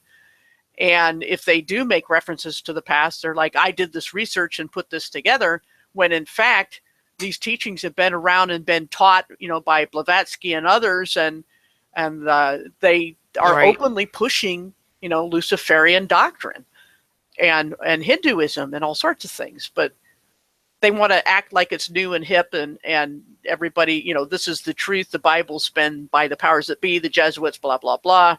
And all I keep coming back to, even among people who are actually intellectually looking at the differences, I say, look at the content of the Bible. I don't care what you think about how it got there. The content stands as the strongest witness of who didn't write the Bible. Right. Well, and you're right. They have this Luciferian doctrine where they seem to think that that the one true God, God of Abraham, Isaac, and Jacob, is the one that has enslaved mankind as far as knowledge and as far as even in this creation, and that Satan's the one that freed mankind with their knowledge, ability to know both good and evil. They seem to think that there's that Satan has a balance between good and evil, and this is a good thing, and this is why they, also you'll see Freemasons doing charity, but then you'll also see them do rituals, and they, so they have this idea that evil is beneficial because it's a balance between the two and things, and I mean it's horrible and it's disgusting because they end up doing evil. Right. And thinking that the end justifies the means, like this chat raid thing. Right. Yeah, it's messed up. Okay, let me just use someone as an example because they're in the chat and they said, well, he didn't do anything to me. Well, I guess you made a wrong turn. Down the hall is the everything is about me Earth. This is flat Earth. This is a different topic here. This is a little bit, I don't know. When it comes to this, when people always say that thing, well, what about me? What about how they treat me? It's like, dear Lord, doesn't anybody else matter? Is it always about everybody, just themselves? Like there's nothing else? It doesn't matter what they do to Paula or say or attack or blaspheme Christianity. Don't let Christians say, but then if they don't do anything to you, it's okay. That's the Tim Osman Americitis disease. It's like, well, yeah, he's a terrorist to the truth movement, but he's cool to me, so I'll have him on my panel. And it's, I don't know, it's hard to see kind of veteran truthers out there who need to learn the hard way in some things, and it's going to hold them back. It's going to be a distraction to them. It's exactly what he wants to do. He wants to be like a lead weight to the truth. He doesn't want you moving towards it, and if you do, you have to drag this lead weight behind you. It's going to slow you down, and he's the lead weight. Every time he talks, it's a lie. If he's moving his lips, he's lying. That's the Tim Osman thing. And for anybody to get, I mean, IPS, I can't say the same for him because he does say a lot of things that are true, but he says a lot of things in a factual statement sort of way that he can't verify if what he's saying is true or not. No, I don't like that. I don't like when people are doing that. To say like the Bible's a lie, that's a statement. To say the Bible's the truth, that's a statement. Neither one to me can be proven. It's a statement of fact. You know what I'm saying? Like the planets are solid land. Nobody can prove that. The planets are just gas. Nobody can prove that either. Say like we think the planets are gas. See that's more truth. That's more truth because you're being honest. You're not saying, and it's a matter of does anybody here know how to say I don't know? Because that's something I find very rare in the truth On movement. some things. Yeah, it's just rare to hear somebody say, you know what, I don't know. They need an answer for everything, a factual statement sort of answer for everything. Well, and what's people wrong can with saying say, I don't know? this is my personal conviction. No, I can't prove that the Bible was written by God, but it's my personal conviction that he did. And I would, that I'm so convinced that Jesus rose from the dead, I would die rather than renounce him. And that's a personal conviction. That doesn't mean you can prove it. I can't prove, I could be totally wrong. This could all be a farce, but I believe it to be true. Well, I can say that. what exactly does proof mean? Because in my opinion, I do think that there is a huge amount of evidence that shows that the validity of scripture and that it can be reliable. So Right. Even just seeing that what it speaks about is exactly what is happening and is continuing to happen and will continue to happen, and it's just getting worse and worse, just as the Bible stated. Right. So I don't know. To me, when you talk about, I have to disagree with Jibby a little bit here in regards to saying that, I don't know how he worded it, saying that the scriptures can't be proven to be true. I think that they can, depending on your definition of proof. If your definition of proof is a certain amount of evidence that's built up, well, then I think that there's a good amount of evidence for it. Right. And that is a key question. You have to decide what's proof. And that, you can't go anywhere without that, because you can be saying, well, I accept this and this and this is proof. And then someone else says, well, I don't accept those. I accept the other thing. Then, you're at an impasse. I would claim that logic itself proves scripture right. But if people don't agree with that, obviously I can't show them anything. I can't show somebody that a flat level plane is level. They'll say, no, that's why it's a ball. So it's never been about evidence anyway, as far as I'm concerned. Well, Jibby's been wanting to say something, so go ahead. Oh, I am unmuted. No, I was just saying that the statement before was just speaking in the format of speech, like speaking in fact. When it's you know what I'm saying? Like when you state an opinion, when you state a fact, it's structure of sentence, sentence structure of speech is what I'm saying. It's like we need to kind of be accurate with that a little bit more. Just my opinion. Like, and the only thing I said about the Bible is like just an example. Like the Bible is the truth. Period. That's a factual statement in a sentence structure. Or the Bible is a lie. Period. That's a factual statement structure. Now, if people go around like speaking in that format, it'll eventually come to a point where somebody's going to say, prove your statements, prove your statements to be true. And this is one thing I always had a problem with IPS, is that he does that sentence structure format when it could be made a little bit better by saying, I think the Bible is a lie. Well, see, that's a little different. It's not Bible bashing, you know what I'm saying? It's not, but he did go into his very detailed opinions of the Bible. I'm a rookie on the Bible, so I can't say yay or nay to anything he's saying here. But he uses that structured format, which, it's just call him out, say, prove your statement. Well, that's what I've done. I mean, I did it in a non-confrontational way. I put stuff on my website and say, and I would go to a chat room where somebody would bring that up and say, check out this link, and see the other side of the story. So, for example, people, I think he was one, if I remember correctly, that claimed that Constantine and the Council of Nicaea decided what was in the Bible, when that, in fact, nothing like that happened at the Council of Nicaea, and Constantine had nothing to do with the Bible's content. And, even Wikipedia admits that nothing like that was done by Constantine and the Council of Nicaea. Yet IPS and others, and I'm pretty sure, I'm going by my memory here, it might have been somebody else, but I think it was IPS who said that, yeah, Constantine, the Romans, etc., put what was in the Bible, in the 300s, 400s AD, and that's absolutely demonstrably false. So it was my job as somebody who knew better to put out the other information, but I'm not going to make anybody look at it. It's their choice. Right, and I think I get what you're saying, Jimmy. It's more of a kind of a attitude, a know-it-all type of attitude. And I have all the truth, so come to me, and I will give you all this.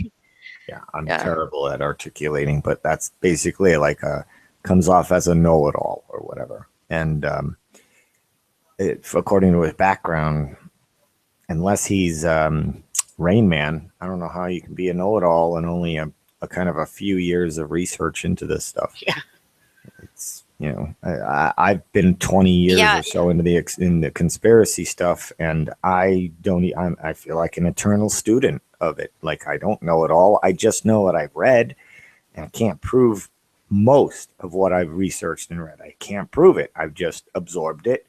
I'm not going to say they are facts, but we all need to start thinking about what we've read and memorized. I mean, is it all true? Just because you have to memorize something doesn't mean you have to also believe it. And we need to start proving every single thing that we say is a fact. Otherwise, don't speak of it as a fact. Speak of it as your opinion.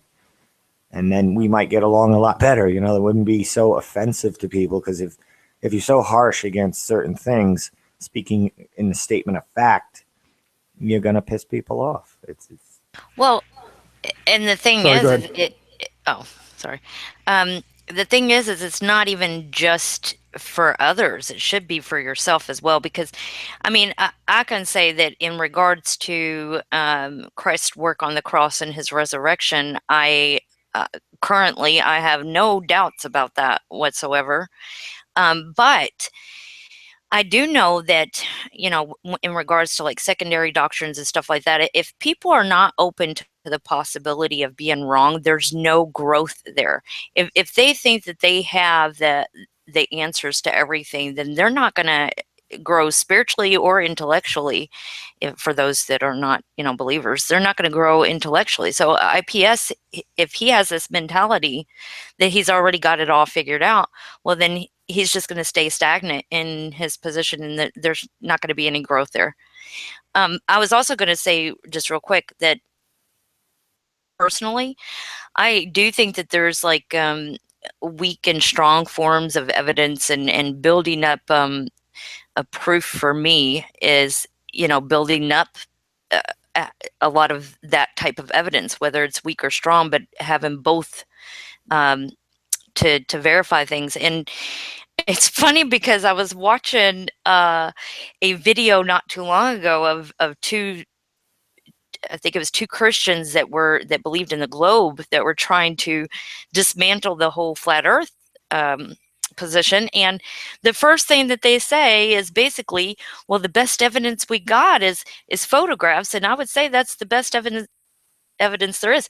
That's the weakest form of evidence right now, knowing that we can doctorate photography and videos, knowing that there's Photoshop, knowing that there's CGI, knowing that there's, all these ways to fake it. It's one of the weakest forms of evidence that there is. In my opinion, the strongest form of evidence is observation and experimentation. So, I just had a little chuckle listening to them say that. I was like, oh, wow. Go ahead, Pillbox. Sorry. Yeah, I just wanted to say, like, because Jibby and I obviously don't agree on the Bible. And my point is, it's impossible to understand where I'm coming from unless the Bible is your standard.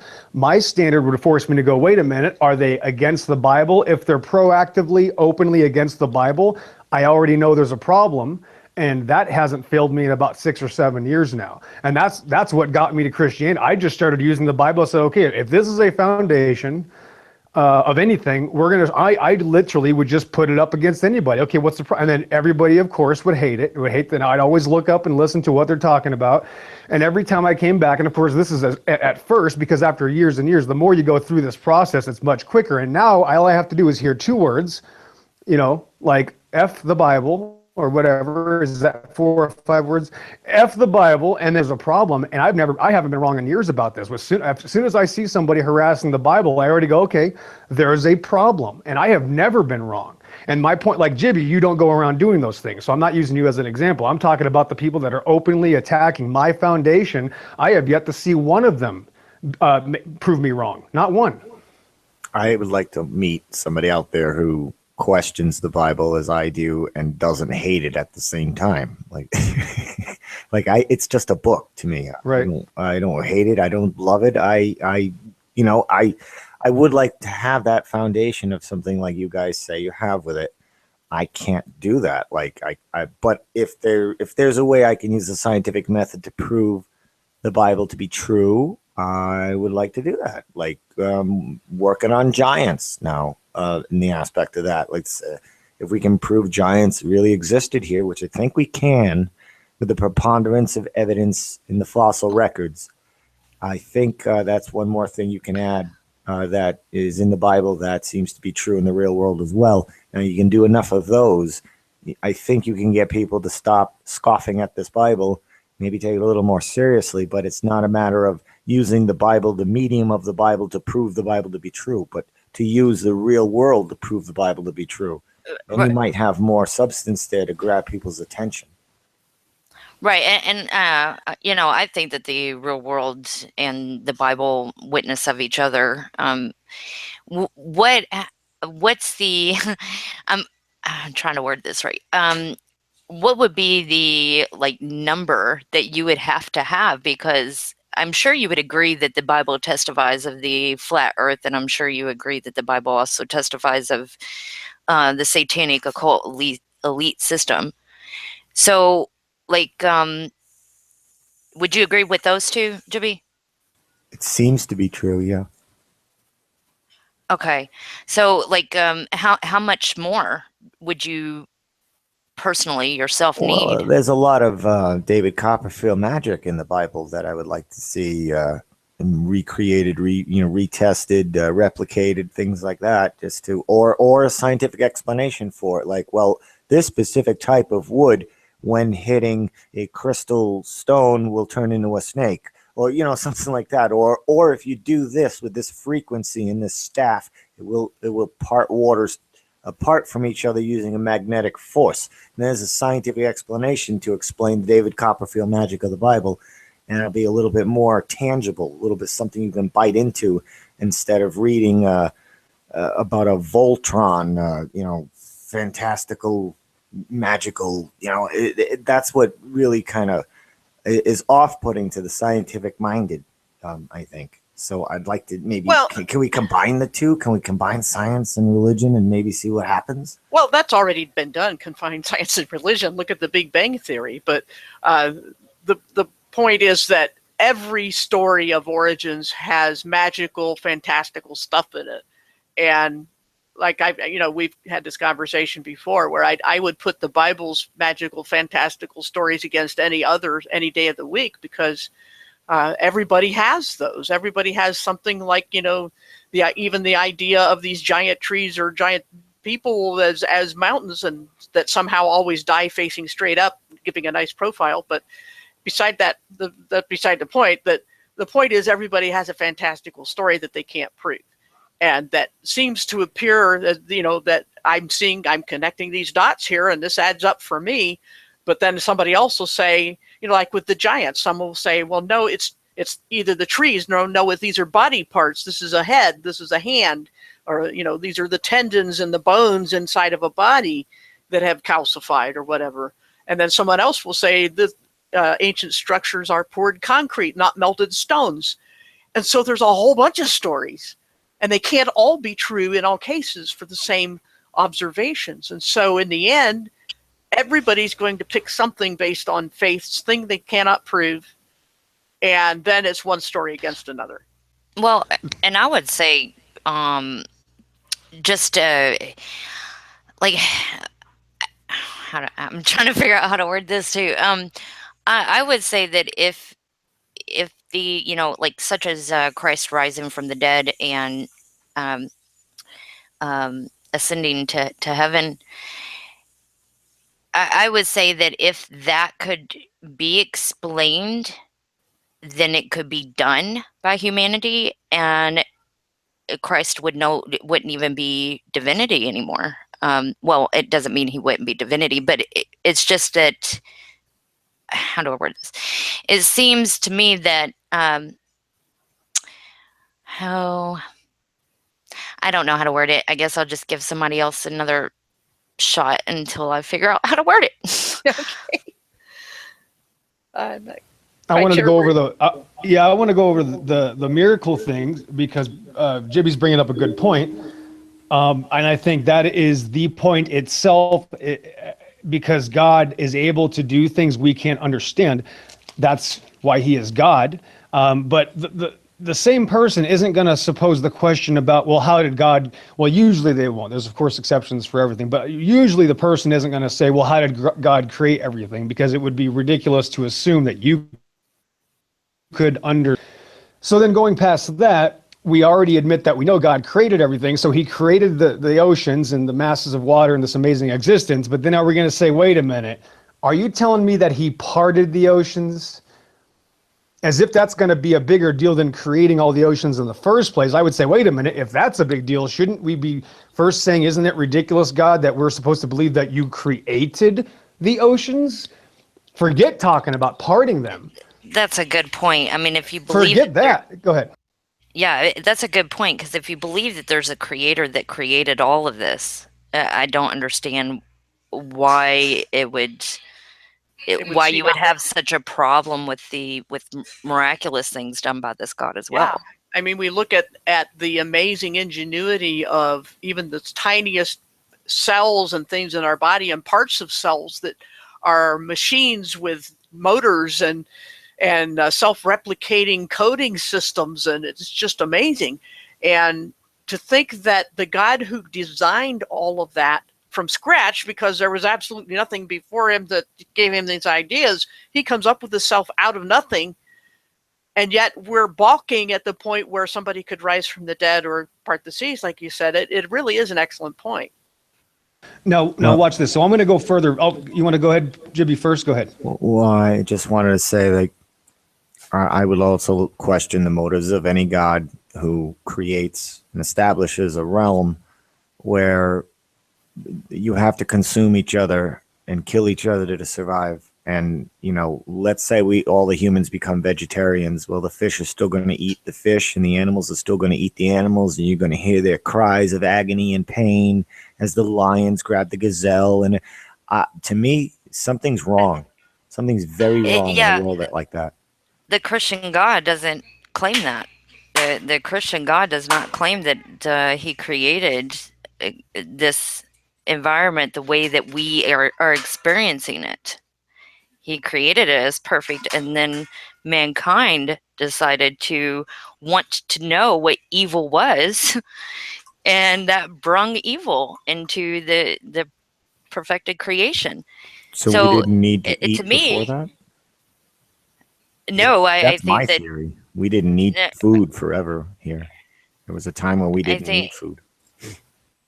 Yeah, I think things were at least provided for us that did not have to kill sentient beings or anything. So, I mean, I don't have all the answers. I don't know everything, that was occurring before the Bible. I mean, before the fall, but I could just answer from what the scripture states. And And so that's just the way that, I kind of see it, is that, God didn't create it the way that it is now, and doesn't even desire it the way that it is now. Right. So, yeah. Well, then, Go ahead, shouldn't this Jay, God sorry. be able to stop the way it is right now? Kind of a snap of a finger.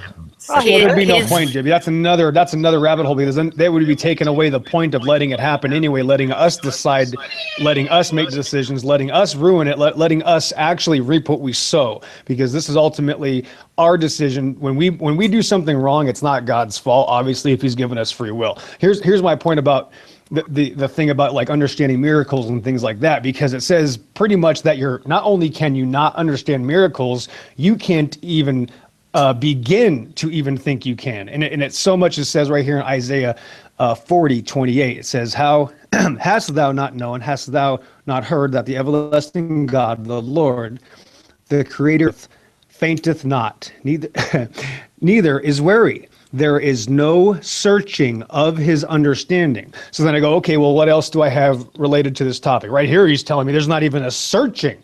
I can't even search for his understanding. So then I go to, what does it say about his creations? Well, Romans 20 says that he is clearly seen in his creation. So that's where he's already given us all the answers in his creation. So for him to answer us outside of that, he would basically be contradicting himself. He made it very clear just by looking at this creation that he is our Heavenly Father.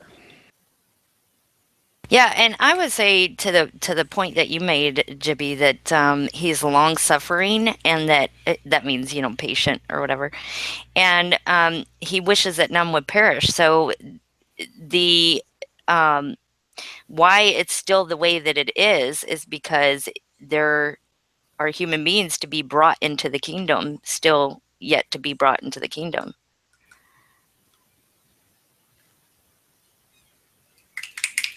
Does the Bible speak about animal souls or anything? Like, do animals have souls? Because to me, every animal seems to have kind of an individual personality like people.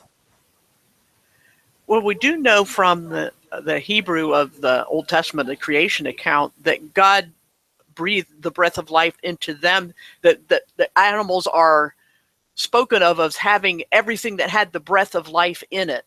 And it's the same breath of life word phrase that is used that when God breathed life into Adam. So there's something very similar. Breath, spirit, and wind all come from the same word in Greek. And I don't know how exactly it is in Hebrew, but I think it's very similar, that in ancient times, these were all pretty much equated. And so if you breathed, you were a living soul in a way that other living things weren't. Like the plants are called green, not living. And I'm not sure what it would say about the fish in the sea, that they're certainly moving and they die, so they must be alive. But as far as having souls the way mammals do and people do, I think there's a difference. And I don't remember where I saw it, but somebody at one point had written a fairly convincing article that animals not only have souls, but would wind up in the afterlife. So, and I personally think that our pets will tell on us, and say, hey, this is how I was treated. I think that's a thing. Well, don't you, and maybe I'm getting this wrong. I have a feeling that I might be getting this wrong, but so I'll throw it out there and you could correct me if I am. But isn't there some verses that talk about, maybe this is different though, the wolf or the lion or something like that laying with the lamb or something? Mm-hmm. Is that just kind of poetic for something, or is that in reference to animals no longer being violent toward one another? I think it's a little of both, because it talks about a future time, the millennium, when there will be peace and there will no longer be this nature red in tooth and claw kind of arrangement, which is the fall, part of the fall, and that the result of sin, that there will be a time when the earth is restored after the tribulation, and replenished the way it was before everything went wrong. And so Yeah, well, I had told my daughter the other day that I cannot wait for that time because I really, really, really want to Yeah. enjoy a friendship and connection with big cats, big wild cats, any of them, cheetahs, tigers, lions. I would love it to be able to pet them and run with them and things like that without even having an ounce of fear. Right. Christian the lion. Yeah. Yeah, we used to be fed to them in the early days, but it does say eventually that the lion will eat grass like the ox. So and I believe that animals so were all awesome. vegetarians.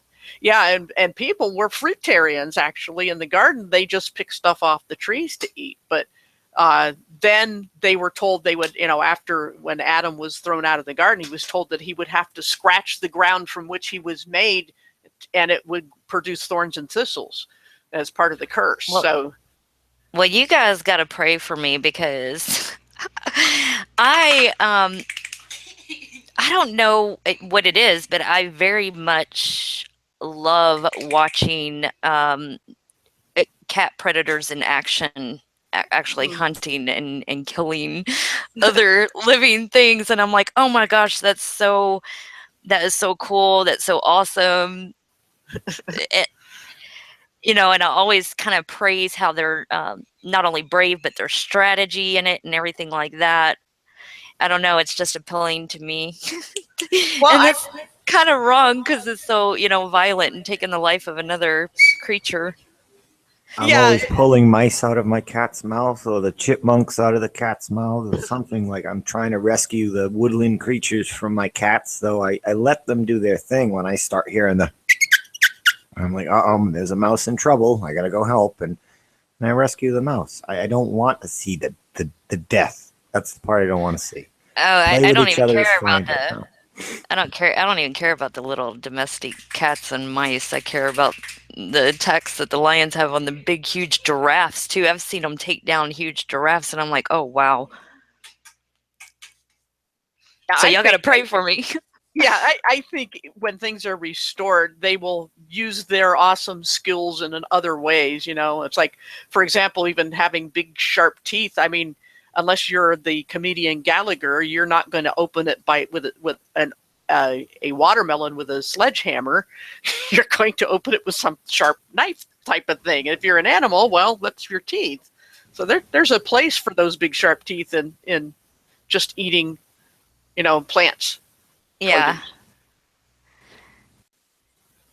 I might be in real big trouble because maybe sometimes I wonder, wow, it'd be nice to see some of these big cats go after these people. Some of these people need to get eaten up. So I guess I got a real big problem. Let me tell you. I'm kind of with you there. Like, they have this big lion on The Walking Dead now. And in that last episode before the season ended, the lion went to town on some of the people that we all want in the show to have something bad happen to them or whatever. And I would kind of, I really wouldn't stop that in this real world.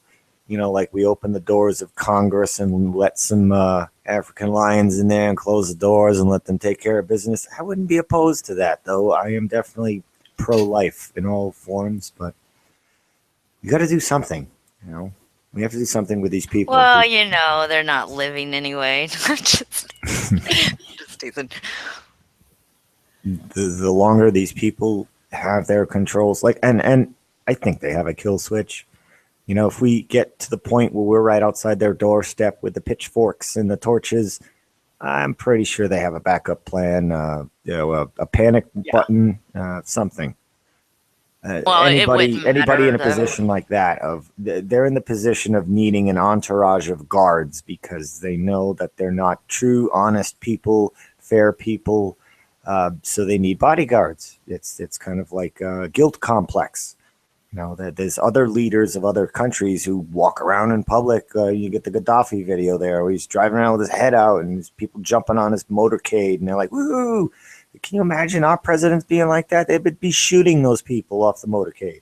Mm-hmm. Well, who's the benevolent leader? Like who's paranoid and who isn't? It's pretty obvious. And something has to be done. And there has to be a reason why there has to be a reason for everything. And I'm just on a quest for truth to find out what that reason is, whatever it may be. And you have to stay neutral. You have to stay unbiased.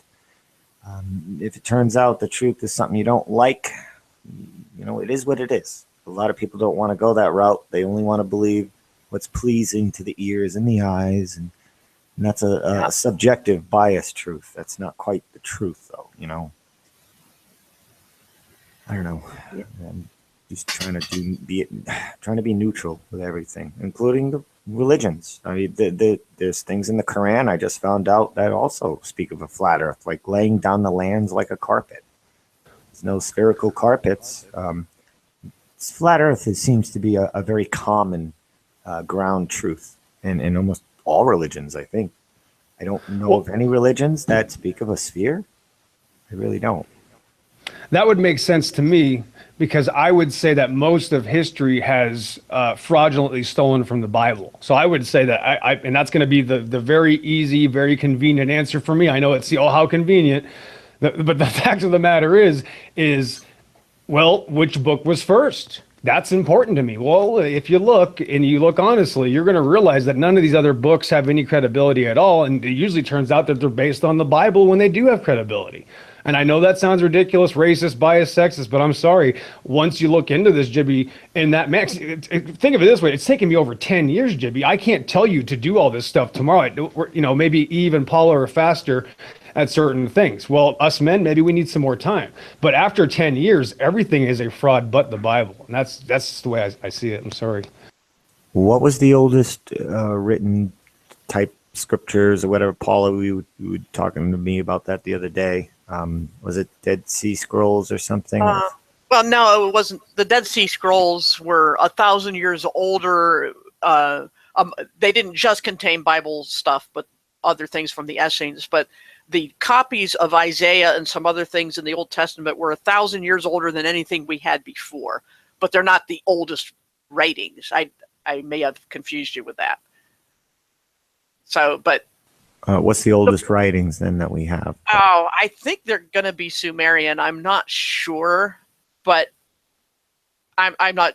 I would have to look into that, but I don't know the earliest writings of. So the basic area that the United Nations has been targeting for many decades pretty much. now. Okay, all right. Pretty much, yep. Yeah. So something is over there, or was over there, that we have not been let known about. Told about, Yeah, there's an interesting statement as far as flat earth things go that in the Bible where it says that the area of Israel is the area of the center of the land. Of course, it doesn't say the center of a pole, a magnetic pole or anything like that. It just says center of the land. And I did see something interesting where somebody had it very close to there that had nothing to do with the Bible, and they were saying, yeah, the landmass probably is centered in like Upper Egypt. This is very close to Israel. And they had estimated, for what I forget the details, but estimating that this was probably the center of the land. So that's just another one of those things. That was that flat Earth map that put basically the dry desert area right at the center, and the sun moved around it, kind of thing. Yeah, and typically things that want to be kept hidden have either a desert or either a hot, dry desert or a desert of snow and ice, an inhospitable environment where nobody would want to go, and you don't have to guard it because it's so hard to get to.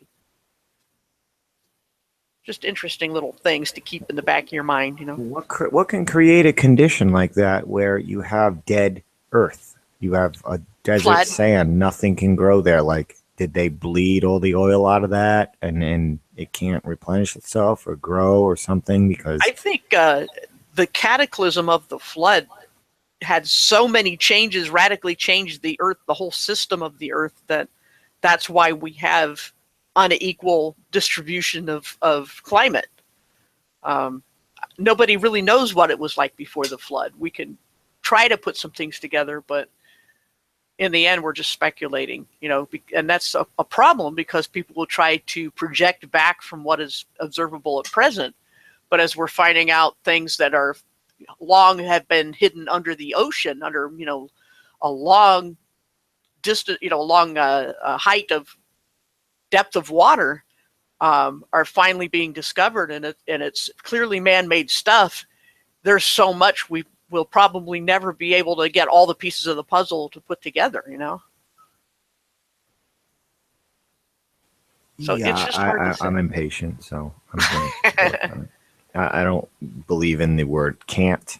So, yeah, I'm going to get a lot done in my short life here, as much as I can. Yeah, you just got to set your priorities is the thing, because even if you could do everything, there's just not enough time. My priorities have changed since Flat Earth. My priorities used to be setting up a future of, something comfortable, retirement, whatever. Like, that all means nothing. Like, we can't take anything with us. So to spend your life amassing products and toys and buildings and things, basically, that you're taking for yourself, like, why would this distracts you from probably why you should be here, unless that's part of a learning of a lesson, and that's one thing. But you can't take it with you. So I maybe it's time for my pilgrimage to Nirvana or wherever. Like, and what are the Buddhists doing? Like, spending decades meditating to get to that point of Nirvana. Like, why are people doing what they're doing in different areas? Like, I don't know. It's very strange. I think we need to go somewhere physically, though. Well, it's possible, but in the end, I think what matters most is how you conduct your life in the journey to wherever you're going is probably at least as important as where you're headed is how you get there. Whether the end justifies it. It's not what you have at the end of the race, but how you got there. It's the adventure, how you've lived has to be as important as anything. How you've lived here. Right, exactly. It has to be. It just has to be. The search for knowledge is more precious than its possession, right? Yeah. And I that thing, remember Paula, you say all the time, like, a lot of people are searching for the truth, but they don't want to find it. No, they don't.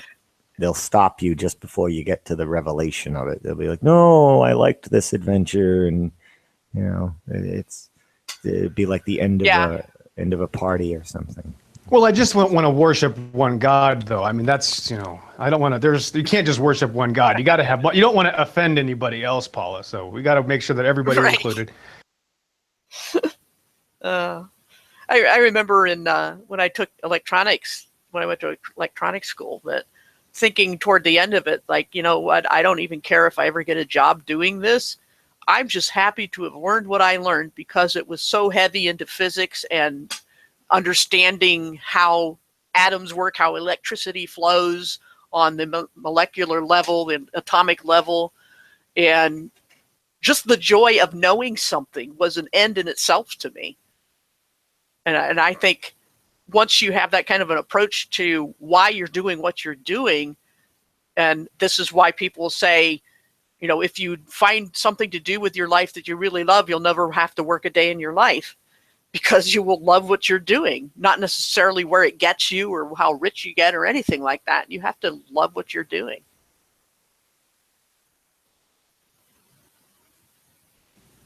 Sometimes you got to readjust your own, expectations as well. And I saw that today with somebody talking about their kid, and I guess they're used to being told that their kid is wrong or their kid is misbehaves or he's too hyper or something. So she's already preloaded with all these words, and she's telling me how horrible her kid is. And it's like, ma'am, there might not be anything wrong with your kid at all. Everybody else might be wrong. Sometimes everybody else is wrong. Sometimes everybody that agrees are wrong and only one person is right. That happens. Majority doesn't make anything, you know what I mean? So right. You consider the odds and say, everybody else sees it one way. Could I possibly be wrong? That's never a bad question to ask. But in the end, you decide what evidence weighs more and go with that, even if nobody else sees the evidence the way you do, So, all right, does everybody agree with me that it is an awesome idea to keep using the super chat to fund Google. I think we really, I want to sign all my money over to Google because that's just godly to me. It's very googly to me. Well, you can believe that if you want. What, 30%? A 30% rake for a donation? That's clearly fair. Yeah, Jesus isn't going to stop them, Jibby. The good news is Jesus is not going to stop them, Jibby. Why not? It's like mortgage interest. It's totally fair to take it all out the first 10 years. Yeah. Or the first 20 years of your 30-year mortgage is all paying the interest so that, they know you're going to move before you pay it off. And so you never touch the principal. Bunch of crooks. Yeah, Paula, you need the super chat button down there so I can give you 70 and Google 30 out of $100. I prefer that. Yeah, because whoever wins in the end, it's all about Google. Yes, the middleman always profits the most. They do no work except hand money from one person to another, and they take a little bit, and just like taxes. I don't mind people donating to their favorite channels. People have money and they're bored and they want to do something with their money, and of course they're not going to spend it correctly. So whatever, at least throw it to somebody who's out here speaking the truth, and that little bit can support them a little bit, but do something besides super chats, because this new super chat it's clearly very sick to me. Just sick. Like how anything will take 30% of your donation as a rake is sick. It's just sick. But people and all the channels who take hundreds of dollars of donations, I haven't heard them say a peep about Google taking 30% of their donations. You'd think they would complain. Not a peep. At least I haven't heard them say anything. So I'm not going to be supporting that. Maybe go back to a PayPal or something. Not even PayPal. PayPal takes like 8% too. Like that's wrong as well. There's things, I don't know, Bitcoin maybe or something like that. I think they take less than 1% of a transfer. Something fair, Obviously, there is a third-party service doing you a service by making it easy to transfer your money to somebody else. But 30%, 8%, 10%, 15% is a rake. It's like the Red Cross, who takes 90%. I want to give to Haiti. Well, sure, we'll take 90 cents per dollar and give them 10 cents per dollar, and that's excellent. And that's what's promoted the most on the Satan box. As soon as I started seeing money flying up the chat, my Spidey sense, my Jedi sense just started really saying dum dum da dum dum da dum. Like that's it. That's the end. I've seen many mediums come and go in the truth movement, and they all go when money gets involved. As soon as that money gets involved, it gets bought up, and then we scatter. And I lost track of good 500 truthers back in the MySpace days. I don't know who they are anymore. Nobody keeps the same names. They're always talking about what they're doing, like Truth Hunter, or well, okay, you're not going to keep that name on the next medium, so I just lost track of you, and it's I can't. I've kept Jibby since the 90s, so at least I'm trying to stay consistent. But YouTube will scatter. It's going to get bought out. It'll be a Disney fantastic Pizzagate show of some type or whatever. It'll get shut down. I don't know what's going to happen, but the truth will be bought and compromised like it always is. It always. Right. It just I don't know. It's kind of like a thing where I'm going to just stop waiting for everybody to wake up and catch up and just get things done on my own. I'll present them to the world, whatever my findings are, and people can do with it what they want. And the dramas, the distractions, the getting upset over it, it's to me is a waste of time. We got plenty to be upset about, and it's not each other that we should be getting upset about, because we're all on the same side when it comes down to it. Whatever model you think you live on, we are the victims in this World War III or whatever we're going through right now, where it's them versus us. We're being attacked on the cellular level. We're being attacked every day. We're in a Faraday cage, electronic microwave soup. cellular destruction, and we're worried about the dumbest things right now. We're not like, oh, the doom is coming. No, the doom is here. The doom is happening currently. People are dropping like flies where I grew up. Every week I'm seeing more and more, rest in peace, so-and-so. Like, people in my age dropping like flies. I had to get out of there. I saw it coming.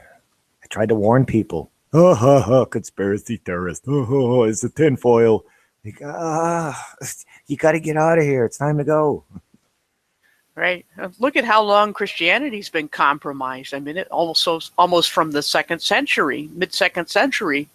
What Jesus came to do was so radical they couldn't hang on to it for very long. And this is not just my opinion; it's the opinion of historians that look at that time in history and say, Jesus taught, no buildings and no priesthood, and except for him, he was the priest, and you don't have to do rituals or anything. It's salvation by faith. Everybody take care of each other. See ya, I'll come back, see what you do with the place. And what did they do? They turned right back to religion, to Babylon, and it's been that way ever since. And so throughout history, you can trace, there's always a small number of people who get hated on by everybody, including their own religious brothers and sisters, who don't like these rebels who get color outside the lines and do what Jesus said instead of what tradition says. And that we're used to that. We've got a couple thousand years on flat earth in that regard. We're used to being the marginalized, rejected, and compromised. We all know the TV preachers who rake in the money and the whole hierarchical system of you're not good enough to go to God, even though, God tore the temple curtain in two. And when Jesus died and said, hey, there's no more separation, but no, we got to have priests between us and God. And so that was just, and all the money and the tithing and all that stuff has just been a mess, but we go on anyway. What happened when all those preachers and evangelists started raking in the money? Did the message get corrupted? Did they get corrupt? Of course. And the same thing will happen with these YouTube channels, whatever medium it is. You start tossing money at it. Who's behind the money, for one? Do you know that for certain? Right. Money is a tool. Money is used to get you what you want from A to B, whatever your agenda or intent is. Money can be used for benevolent reasons or malevolent. It corrupts, and I refuse to take money at all in this type of medium of truth movement or spreading the truth or talking the truth, because if I take any money, I'm going to change. I know I will. Well, truth shouldn't be for sale anyway. Well, no, but when you're spending 8 hours, 10 hours a day, you're not getting other things done that you could be getting done. You're not earning what you could have been earning. People see that, they want to donate to you. Okay, that's one thing. You didn't ask for it. They donated it. That's one thing. If you're asking for it, that's another thing. Like, right, hey, hit the donate button, people. Like, no, I don't. That's not right. Yeah, that's why I don't charge for any of my stuff. Only for the printed copies, because you have to pay for printing and materials. But other than that, I just can't make myself charge for it. I don't want to, because of those kinds of things. Plus, there's this thing in the Bible that says, where the Apostle Paul says, yeah, I have the right to be paid for what I do, all the work I do for the churches, but I forfeit this right, because then it would be an obligation, a wage earned. And I don't want to do that. I want my reward to be permanent and in the next life. So I'm going to put off any compensation for what I do. And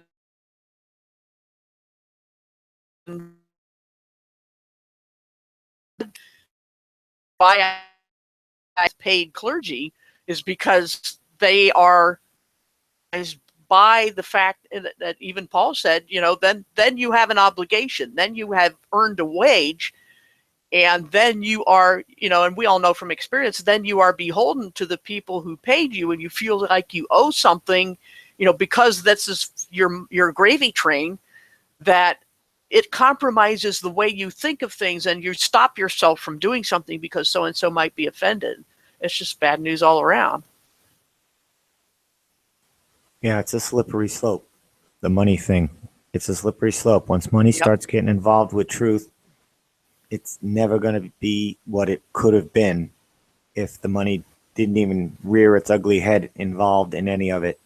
It's just a bad element to add in because all compromisings of truth, of protests, of anything have been bought out. It's money that comes in. Who's funding the porta potties at Occupy Wall Street? You know what I'm saying? Like, it's Right. compromised. It's bought out from, on the outside. It's like, what is this? What do they call it in Braveheart? A rebellion. A rebellion has begun. Throw some money at it. Buy it. That's what's happening. It's the same thing. It's buying it. YouTube flat Earth becomes a problem. Buy it. Go buy it. And that's it. Not a problem anymore. And it may be what's happening now. It's not just one or two channels with hundreds of dollars flying up the chat. It's all of them. Like all the flat Earth channels with super chat out there making hundreds of dollars. Like, well, it's like I'm backing away. Like it's something, it's something's afoot here. Like at the Circle K. I don't know. It just doesn't feel right. I don't like it, and I'm backing away. I'm gonna keep it free. Yeah. Everything free. Take a listen at some of these big flat earthers out there. I was wanting to say this earlier, but I couldn't. I didn't have a chance. So take a look at some of these big flat earthers. Jannerism or whatever his name is, and ODD and IPS and all them, and consider if they actually were able to overthrow the current elite system. I could just picture them like fighting over the elite status, like replacing the elite. Like, oh no, I was the first one to come out with flat Earth. I should have this position of authority over others. Right? Yeah, I could see a couple of specific channels saying that because they currently say it right now. Like, I was doing flat Earth before them. And it's, oh, man. Good. Well, I'm glad we're back to competing because competing didn't get us here. Right. And Right. that's the thing. Competing, that's a good way of putting it instead of having to go through all the talk about hierarchy. But that's the thing, that it's gonna remain that way until Christ returns. I mean, it's a byproduct of the fallen creation. Well, competition is us working against each other, and that's how this Rothschild, Rockefeller, or whatever you want to call it, empire keeps its status up there of living off of the work of off our backs, and we're competing with each other while they reap all the rewards. It's like this Google's taking 30%. They don't care who's fighting with who on their medium. They don't care who's using the exploits. They don't care what's going on as long as they get their cut. And that's it. It's like the World War I, World War II. It don't matter who dies on each side. Who's making the money? Who's profiting off? It doesn't matter who wins. You know what I'm saying? It's that kind of structured mentality of competition. We should be competing with each other, not against each other. Yeah, cooperating and competing only with ourselves. Yeah. Yes. Yeah. Like let's all build a free energy machine. Whoever builds the best one gets it to spread it out to everybody. Like we all win anyway. Like if your free energy machine didn't compare to somebody else's, so what? You just still win because you're getting a free energy machine. You know what I'm saying? It's just a matter of let's see whose works the best. That's cooperative competition. That's a good way to and sometimes you want to know who did something so you can ask them if you have a question about it or how to improve it or something like that, where they understood a principle that you don't understand or something like that, some free energy device or whatever it is. You spread that answer along to others, but people always want the credit. They want the credit for something all the time. It's about pride and ego. You gotta boost that pride and ego and give it, what do you call it? The Burger King crown or the paper crown. Yeah, you gotta have credit. Who's credit? Who's credit? Like, how many people have spread around stuff I've said and took the credit for it? Who cares? As long as it's being spread around. You gotta drop that caring about getting the credit for it. Because then you're gonna build up an animosity, and it's the dark side, and then then you're going to spread bad instead of good. Nothing good comes from this pride and ego. It was a self-defense mechanism we might have needed back when we were fighting each other with sticks or whatever, but it's obsolete, this ego pride thing. It's obsolete. It gets in the way of so many things.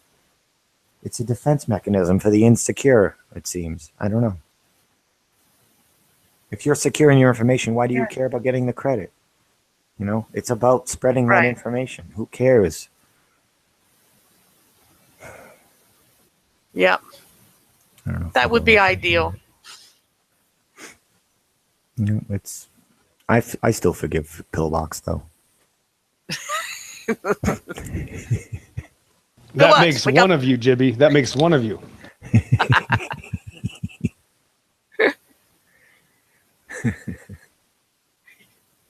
Yeah. If we didn't poke fun of him, you know, who would? Well, just everybody, right? Yeah, listen, Jibby, with flat earthers like this, who needs enemies? Exactly. We're our own like I was trying to, yeah, I wanted to tell you, Jibby, that like I know like you don't like Jason Hornsberry boy, whatever his name is, but Jason Carl Hornsby, 29 of Denver, Colorado. Yeah, what about him? Yeah, I can never remember his name, so I just need you to refresh me. Jason Carl Hornsby, 29 of Denver. Right. Colorado. Okay. Yep. See, that's the guy I'm talking about. See, the sad part is like that guy wish he could cause as much damage as a infinite plane Satanist could. To be honest with you, like that's what I'm talking about. Tim Osmond could not have gotten 500 people to act like a complete idiot with food coming out of their mouth, like this guy did. That's where the problem is.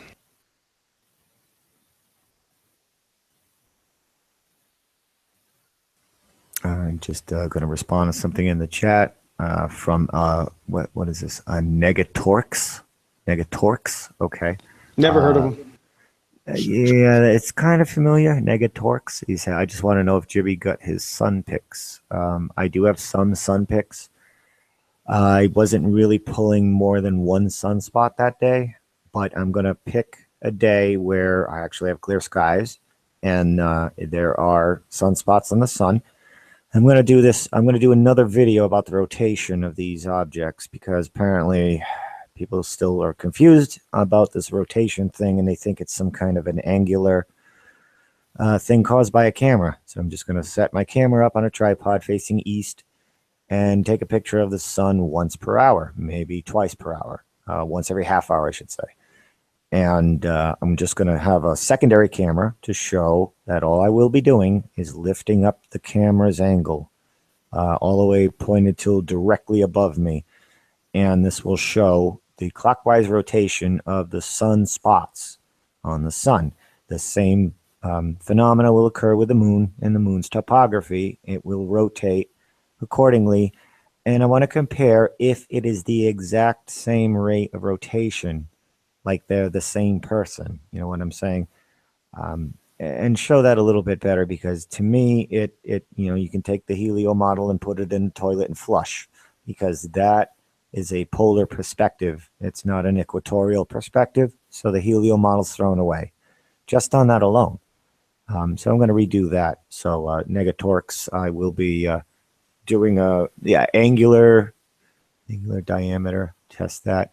I'll have it all up there in kitty graphics and SpongeBob cartoon animation so you can understand it better. Cartoons to explain reality seems to be the MO of choice, so I'll do that as well. And that reminds me, you were showing you had a question about the moon that I thought people might want to be in on the discussion of, you know, that what was it about? What did he ask? How long we should see the moon or something? Yeah, you know what? He posted it on Conspiracy Outpost. I will pull it up and share screen if you want because he posted that same question there, and I can show it so people can understand what he's asking because he thinks like he's missing something here, and it's about the time, the length of time the moon is out, And somebody tried to explain it a little bit, but I'm not quite sure if they did explain it successfully or not. I was trying, and he was using St. Petersburg, Russia, as one of the examples from timeanddate.com and whatnot. Let me pull it up here. I can share a screen. I'm going to make sure I share the Hangout link. Okay. No, that didn't do it. Where is Thank it? you. Come on. Oh, my computer is just Laggy. Well, at least my we're not computer talking wants about. 30% of my RAM here, so that's the problem. I was, I got crazy for a second. I thought he was going to ask about the shape of the earth. I apologize. Okay, we're still on the heavenly bodies. I think we got it backwards, Jibby. Now, again, the reason is you're going to be very mad because the Bible says if we can't figure out the shape of the earth, you don't know anything. In so many words. Oh, I'm sorry, Jibby. It says if you can't figure out the earthly things, you can't figure out the heavenly things, which probably means if you can't figure out we're on a flat earth, you don't know anything. Yeah, these are the times. Moonrise, moonset, 7 hours here. Now he's saying like in 2 weeks' time, such a massive difference in the amount of time that the moon is out. Like how does that work on a globe? Different things like that. Like he's pointing out, he's like, this should be shorter, this should be longer. My brain is a little Play-Doh-y right now when it comes to a lot of this stuff. I'm kind of just picking out the fake and the real. Here's another example here, 2 weeks apart from each other. The moon is out for 17 hours, and then 2 weeks later, it's only out for less than 7. That is strange, and I would like, some kind of an explanation for that. How 2 weeks makes such a difference. And he's got a little write-up here. This is on the thread on Conspiracy Outpost. NASA says the Earth is round. Where's the proof? This is our flat Earth thread we've been working on for 2 years now. It's 872 pages. Lots of flat Earth truth in here. One of the last places on a conspiracy forum that you can actually talk about flat Earth. Like, there's still thought policing going on everywhere, but at least it can be posted here at least. Yeah, so it's 17 hours, 20 minutes, June 6th to 6 hours, 40 minutes, June 20th. Like, what is this big blunder? Or is the data right? Mainstream science actually believes that within 15 days, the moon decreases its duration in the sky from that. So, yeah, if anybody wants to maybe jump, because I think you can post as a guest here. You don't have to create an account. Depends on the day, right? That's all I remember from it. I don't want to. Free for the next 2 hours. If you call now, you can post as a guest. Yeah. Lightning in a bottle. Got to catch it right, I guess. So, I'm back. I was eating, sorry. But I had someone, I won't name their name, but a Christian ball earther kind of challenged me today to debate and everything. And of course I denied it. And then he tried to get me to argue with him about why I won't debate him. So he tried to get me to debate him on why I won't debate him. And so I was just like, oh, well, not interested in argue with you about flat Earth, nor why I won't debate you. Sorry. Yeah, that's the game. Get you to conversation, tie you up with stupid things that only they do that for their entertainment. That's the game. They don't care what the topic is or what you say. Just keeping you occupied. Right. Do you see this shot right? I have to just say this real quick. Do you see this shot right here? Yeah. You see the sunlight. Can you? Okay. Present you. I mean, the moon is extra bright tonight, Jimmy. So maybe you should go outside because I have a sunset, and the moon is blinding. Whoa, what's that near the moon? I know, and then I have this Martian thing, or is it? Probably. I don't know. Venus is near the sun right now, right? So that can't be think Venus. Jupiter is usually near the moon. Jupiter, that would make sense. Yeah. But look, notice this though. The light ends here. So here's my point. The light, it's getting dimmer here. Okay, which means the light isn't reaching the moon. Here's the light, and it's darker here. You see, Right. so it can't light up this. That's light. See, there's light. So that's the thing. All you have to do is look up and see. Okay, does the light actually reach the moon? No, it doesn't. I mean, if the light can't get past here, and it's getting dim here, how is it? That would. That's just not going to work. This is a self-illuminating object. Look at it. How much of the moon is illuminated? Well, but we do 70, know. But we do know that the moon can be in the sky at the same time as the sun. Yeah, it's not full, is it? I can't No, tell it's from the about picture. no, it's about 70. Yeah, it's not a very good lens, but yeah, that's another. If the moon isn't full, or if the moon isn't lit with the sun right next to it, yeah, that's even a bigger issue. I'm just showing people that the light doesn't even go. The light's there, and it's not here. That's not sunlight. The sunlight isn't reaching the moon. But yeah, I don't know what planet that is. It's a pretty obvious star. My camera never picks up the wandering stars. No, I never see stars on your camera, so that's maybe it is Jupiter. It's not the usual bright suspect of Venus because that's near the sun right now during sunrise. It's probably Jupiter. Yeah, you know what? Now I'm thinking about it, because Jupiter was on the horizon around 9-10 o'clock at night back in November, December. So yeah, I guess it would be pretty high up right now. 5-6 months later, it's probably Jupiter. I'll go pull. I haven't been able to photograph the planets too well. I haven't tried much all winter, but I will be pulling some good ones. Yeah, it is Jupiter. I have an app on my phone that I just point it at a certain spot in the sky, and it shows me the stars, real time and everything, these planets. And Jupiter is right next to the moon, a little bit down to the left. So that is Jupiter. Well, and it is a little bit down to the left. Down and to the left. Down and to the left. Down and to the left. From your view. Down and to the left from your view. And it's like, it's not the same as in Star Wars where they say south of the Rishi Maze. It's like south in space. How does that work when you're flying around these planets and you're going south? But yeah, that is Jupiter. And how do they make the Kessel run in 12 parsecs when a parsec is a measure of distance, not of speed? I don't know. It sounded cool. And I need to go ahead and get me a card and yeah, you got that fancy camera. Yeah, I need to go ahead and get. I didn't tell Pillbox. Pillbox don't know. Pillbox, I bought me a camera yesterday, a good one. Really good one. I tried to save her $100, but she is insistent on giving that to Google. So hey, I'm kidding. Hey.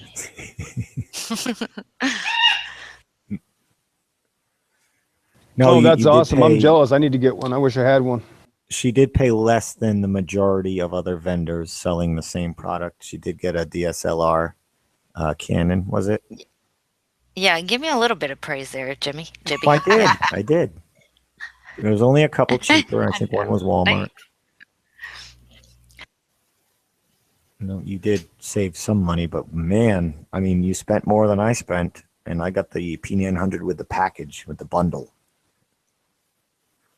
But your camera is going to pull more. You have 8 megapixels more than mine. So yeah, you should get some interesting sky shots out of that. You should be able to pull some distant, faded, dim lights. You said it right, for long shutter and whatnot.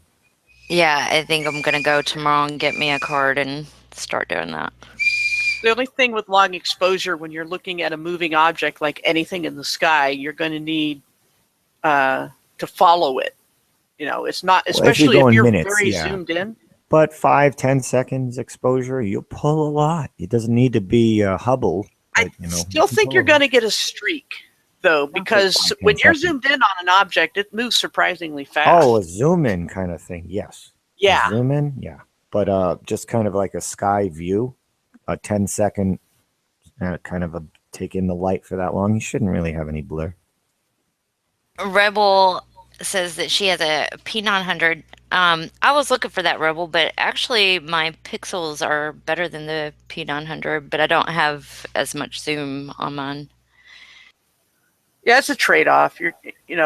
I would personally try to go somewhere, get as many megapixels as I can with the best optical zoom I can get. But that's ideal. But that's where the money is if you want both of those.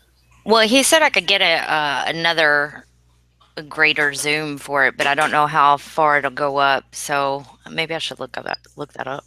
You might be able to get an extension piece, maybe.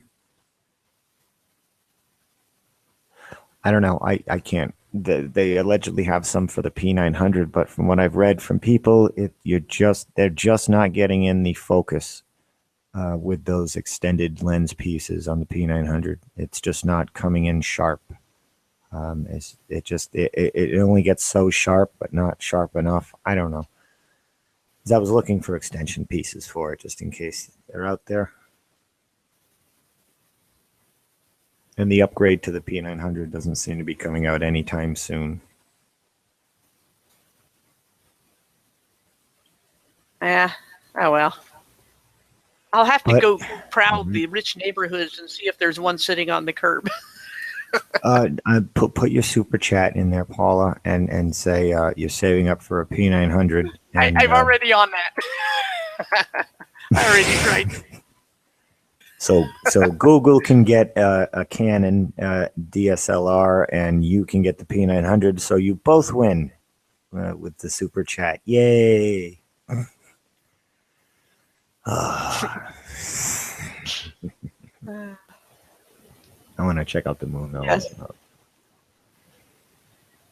Yeah, we had some clear nights, but I had to be other places, or by the time I could go out and look at the stars, I was dead tired. So, I'm right on top of I'm right on top of a big hill, so my house is, so I can just go right out on my back porch, and the sky is just like open, really open. Wow, I'm jelly. I told my husband if we ever get to move, I want an observatory on the roof. So no mosquitoes, and it'd be heated in the winter, and I could go out there anytime I want. The only problem is I still live in the city, so it's not going to be as good as a hilltop house in the country, Right. Oh. You gotta watch where I step sometimes. What was that? It's lightsaber. Oh. Got clear skies, so I might do some P900ing tonight. If I would just end this chat, you could go do that, huh? Huh? Oh, the moon ain't going anywhere. Yeah. Wow, we're actually up to 42 watchers right now. Yeah, we talked scientific stuff a little bit, so I guess that helped. I don't know. Well, flat Earth, it umbrellas all topics that are relevant. Pokemon, not so much. Although Pokemon Earth, now you're talking about the Chinese Space Agency, and yeah, it could be a little relevant, I guess. Yeah, they might put little nuggets in there for us.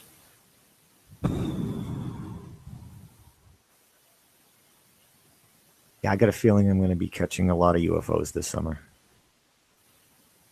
I hope so, now that you got the optical equipment to capture them one way or another. What's the date? Less than 3 weeks. I'll be on top of Mount Washington. I don't know with whom. I'm going to try to do a live hangout up there.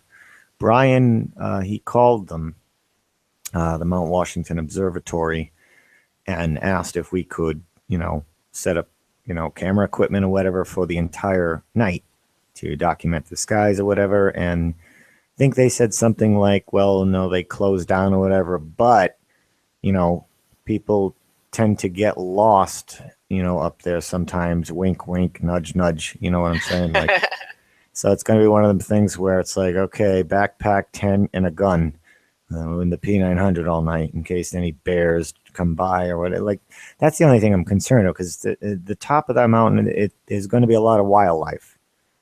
I'm going to have food. I'm going to be high up, so the smell will travel down. I'm eating a Twinkie or whatever. I'm going to get some visitors. Like, that's my only concern. I don't want to put any bullets in Yogi Bear or Boo Boo's heads, but right. Now, see, you wave the smell over your friends. yeah, I was just gonna rub Twinkies all over Brian and kind of push him as I run. Oh man.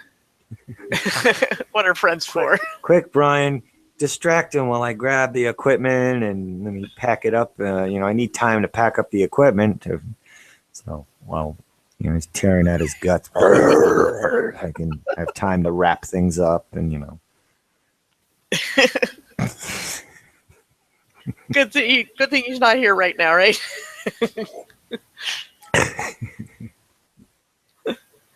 No, I'm probably going to get picked up that night. I figure, like, I'm going to be up there and they're going to be like, you. And then they're going to come down. And, now we got you. Where are you going to go? And I'm like, I don't want to go anywhere. Just take me. Just oh, he's in the chat. Gosh, he popped right up when you said that. Yeah, I know. I'm going to be trying to do flat Earth stuff, and it's going to turn into, the third fake of the moon UFO footage.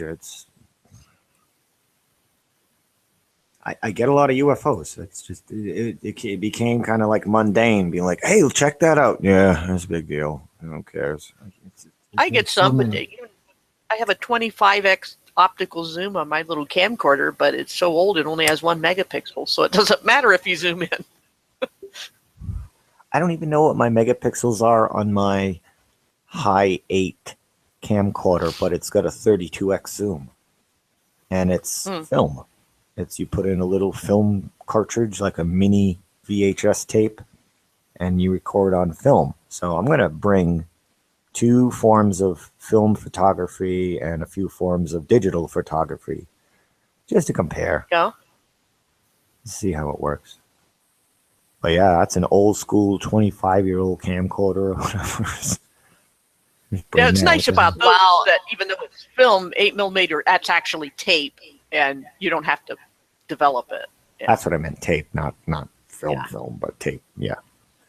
There's a Canon EF 100mm macro lens for Canon digital SLR cameras. Well, that'll get you close-ups. Macro is close-ups. Yeah, but it's $749. Oh! You could just buy me a camera with that money. I know. Isn't that crazy? Well, super chat donations, Paula, set it up. And well, I might eventually be able to get that, but it may take about a year. Yeah, I'll bet I could get a good $5 if I did that super chat. That'll get me on my way. Then I'd feel like Steve Martin standing on the end of his driveway with his thumb out, looking for adventure. I got a feeling that there are some. Oh, there's a. Sorry. I think there's some religious people with a few bucks in their bank account, Paula, who wouldn't mind donating to you. But if there's a way to do it without giving 30% to Google, I don't know. Yeah, well, if it's meant to happen, it'll be. But I'm looking at, like, if I pay it $7,000 in medical bills for just showing up at the ER for 2 hours. Oh, that's right. That's right. I forgot that you have these bills that you're going to sin on. I forgot. Yeah. It's like, you know what? They're just going to have to wait. I'll be paying on the first bill for 3 years and the next one for 4 years. Maybe they'll get their money eventually. I know a guy who owed, I think, $40,000 in student loan debt. The guy's in his 50s now. I've been back and forth to court about it or whatever, but basically the court asked him, how much can you pay per week? He said, I don't know, $5. Bang the gavel, $5 a week. That's what he pays on a student loan every week. It gets automatically taken out of his paycheck, but it's only $5. So, Mm-hmm. you know, people have that option out there too, who feel kind of overwhelmed with their unsecured debt or their student loan debt. These courts will only rule in favor of what you can pay. So tell them what you can pay, $5 a week. There you go. You might have to lose your So Netflix or whatever, but Yeah, maybe, sorry. I was just going to say, if I had known we were going to have all of us going to the ER, I wouldn't have paid as much on the first one, because I just paid whatever I could squeeze out of my budget, and now there's nothing left for the next thing. You know, oops. So, Jibby, do you know what that is? It's a telephoto zoom lens. Oh, telephoto. Yeah, that's your. yeah, I'm looking Gonna at it right here. amplify, I gotta close the pick a charity thing. Oh, close that. What in the world? $1,800 for what? This item can Yeah, be EF well, 70 actually, to it's more 20 like millimeters. 1,900. It's 18.99. Canon EF. Wow.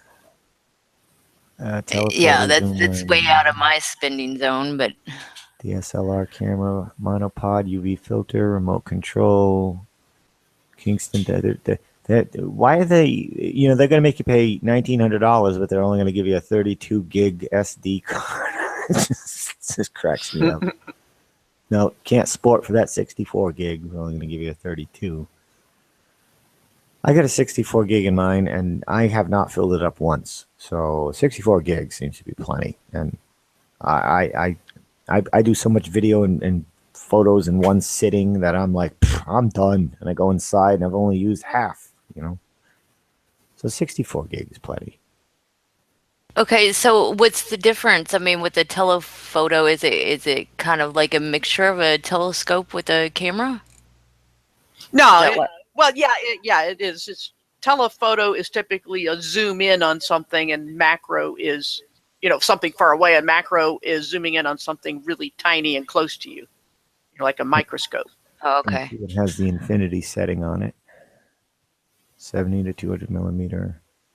The P900 has 2,000 millimeter setting, which is crazy. Let's see, 32K. Yeah. 70 to 200 millimeter, 1 by 2 by 8. Yeah, the price seems absolutely ridiculous.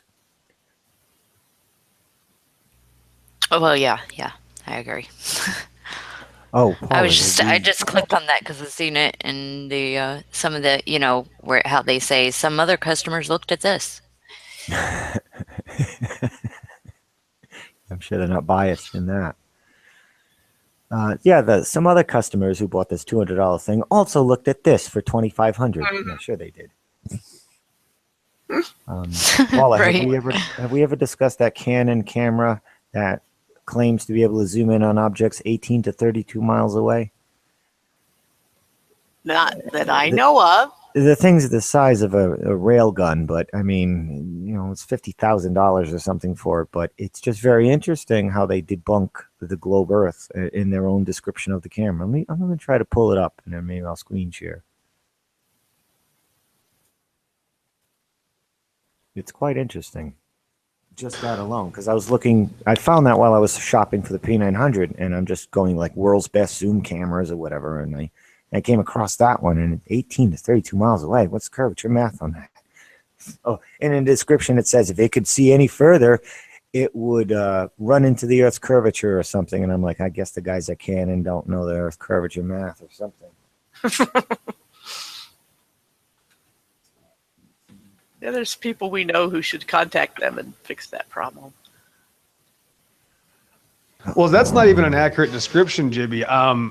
You can see at sea level mountains in the distance, sometimes 50 miles away with your naked eye. So if I can see mountains 50 miles away with my naked eye, if I zoom in on that, I'm going to see farther than 50 miles away. So I think that's an understatement. I think that if I can zoom in just a few things in front of me to try to, it's going to clear up the sky, it's going to clear up the haze, and I think I don't know why no one's taken pictures of the horizon. Like, why don't we have that? Because these cameras can see that. If you're zooming in on 30 miles, that means, because there's no way it's only going to stop at 30 miles because the horizon is much farther than that out, and certain spots in the desert, certain topography allows you to see very far when there's not a lot of things in your way. So the 5200 millimeter prime, which was manufactured in Japan, has insane zoom distances. It is designed to focus on objects 18 to 32 miles away. Wow.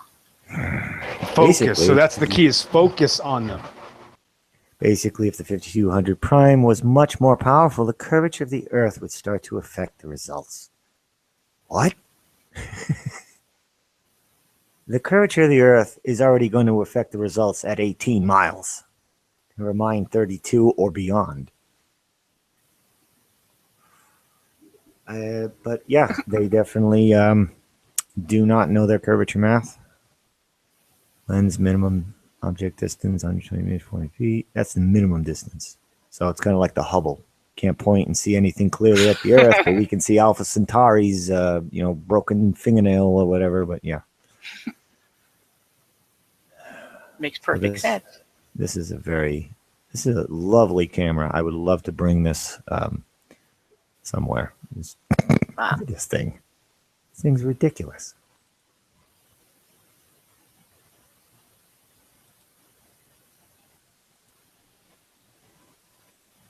But yeah, there are cameras a little more. Okay, now it's going to show you a little example here. At a very slow pace. We're going to see Pillbox standing on the roof here, pegging a finger. Pillbox, let's do that.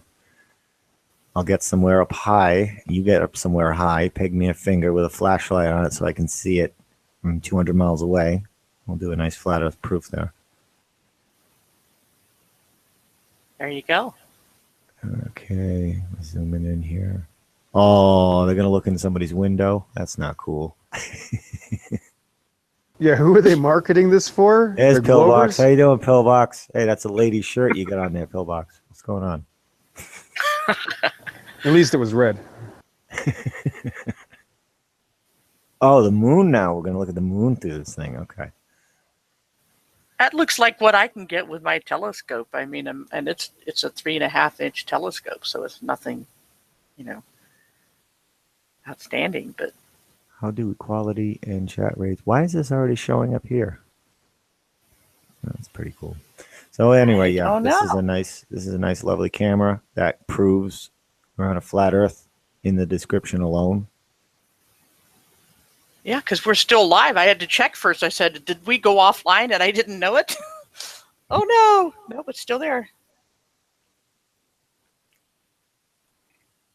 Yeah, you guys should start doing that. I don't have that kind of camera yet. I'm not going to get one anytime soon, but start, looking at the horizons. I think just identifying objects at distance is going to be irrefutable. Like with the towns that you're seeing, Jibby, when you're able to say, oh, well, this town's here it is right in front of me. And then you might be maybe on a clearer day, because I noticed you do have some cloud and you do have some, I don't know, precipitation or elements, but once it clears up, man, I mean, you must be able to see from that mountain that you're going on, you probably can see 150 miles or something with a zoom. Yeah.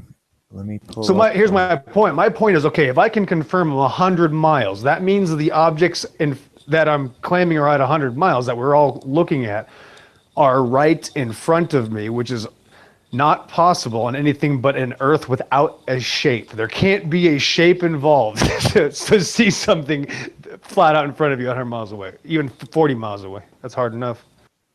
Well, this is 65 miles away, Boston.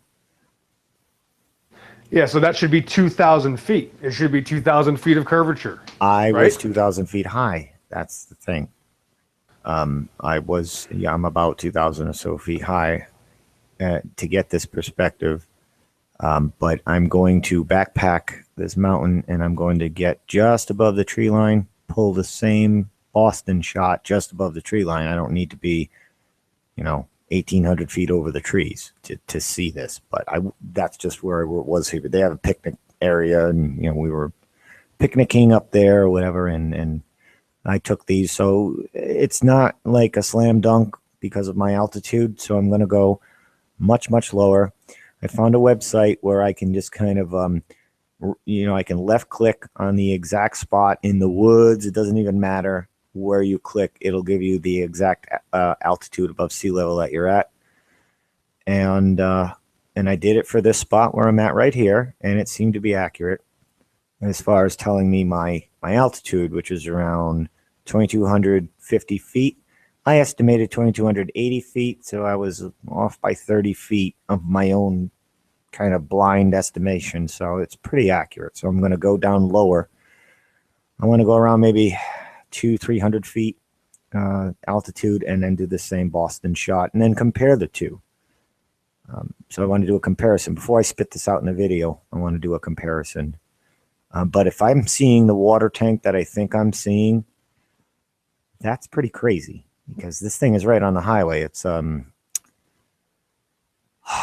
what is it? National Grid. It's National Grid Electric Company tank, and it has kind of paint graffiti on it. It's not graffiti, but it's like a paint design. Not this tank, although I think this town is Lynn, Massachusetts. That town off to the left of Boston. Lynn is further away than Boston. I'm seeing Lynn just fine. Salem is out that way too. Now this right here, this little white thing, if that's the National Grid water tank, that's crazy, because that's right there at like 5 feet over sea level or something. It's right there. It's not that high up either, maybe 25 feet high. If I can keep seeing that thing, that's pretty good. But it's not as good as Jaren's 160-mile mountain video or whatever. But we got, look at all that curvature right there. That's crazy. It's just crazy curvature. Look, it's a land test, though. I want to go to Boston and try to see if I can see P-Town, or vice versa. Go to Provincetown and see if I can see Boston right from the beach. They say that you can. They say you can go to Provincetown Beach and you can see the lights of Boston. I don't know the exact miles away, but you're definitely looking across ocean. It's that little hook at the Massachusetts tip there. That's Provincetown. It curls up like the Italy boot thing, whatever. So you're looking across ocean. That's a good curvature test. Land, you can argue it. Be like, well, that's just a flat piece of the land. Well, curvature has to be made up for somewhere, but it never is. So that's my little. I got a whole bunch of video I have to do something with. I got a good 2 months of Venus observations I got to throw together in something too.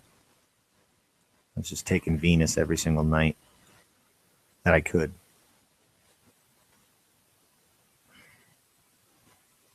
Where is the moon to you, Pillbox, right now? Like directly overhead, or your 10 o'clock, your 1 o'clock?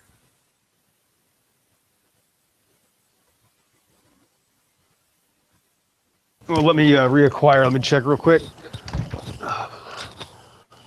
It's exactly, it's 11.25 degrees off. It's southwest. Crap, I got trees in my way. If it's there. We got full like trees going on here. It's leaves. Right, so it's too low for you, right? Out of your perspective, it's too low to your west, I'm assuming. I could go back to that baseball field nearby and probably get a good shot there. It's kind of, it's the clearest sky view that I have is a baseball field. I noticed you do have a little bit of particulate, like you did have, like in those pictures, you could see that the air is wet or the air is full of chemtrails. Yeah.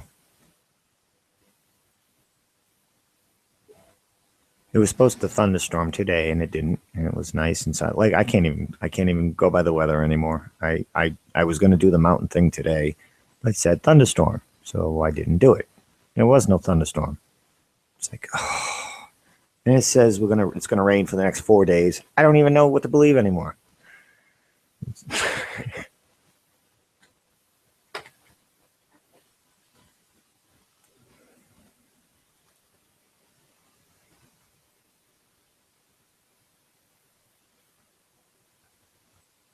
This thing's still on.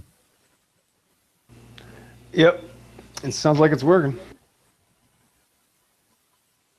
All right, so Pillbox, what was I going to say? Oh, the man on the street, flat Earth, yeah. Oh, yeah, when are we going to do that? I don't know, let me check my gas tank real quick.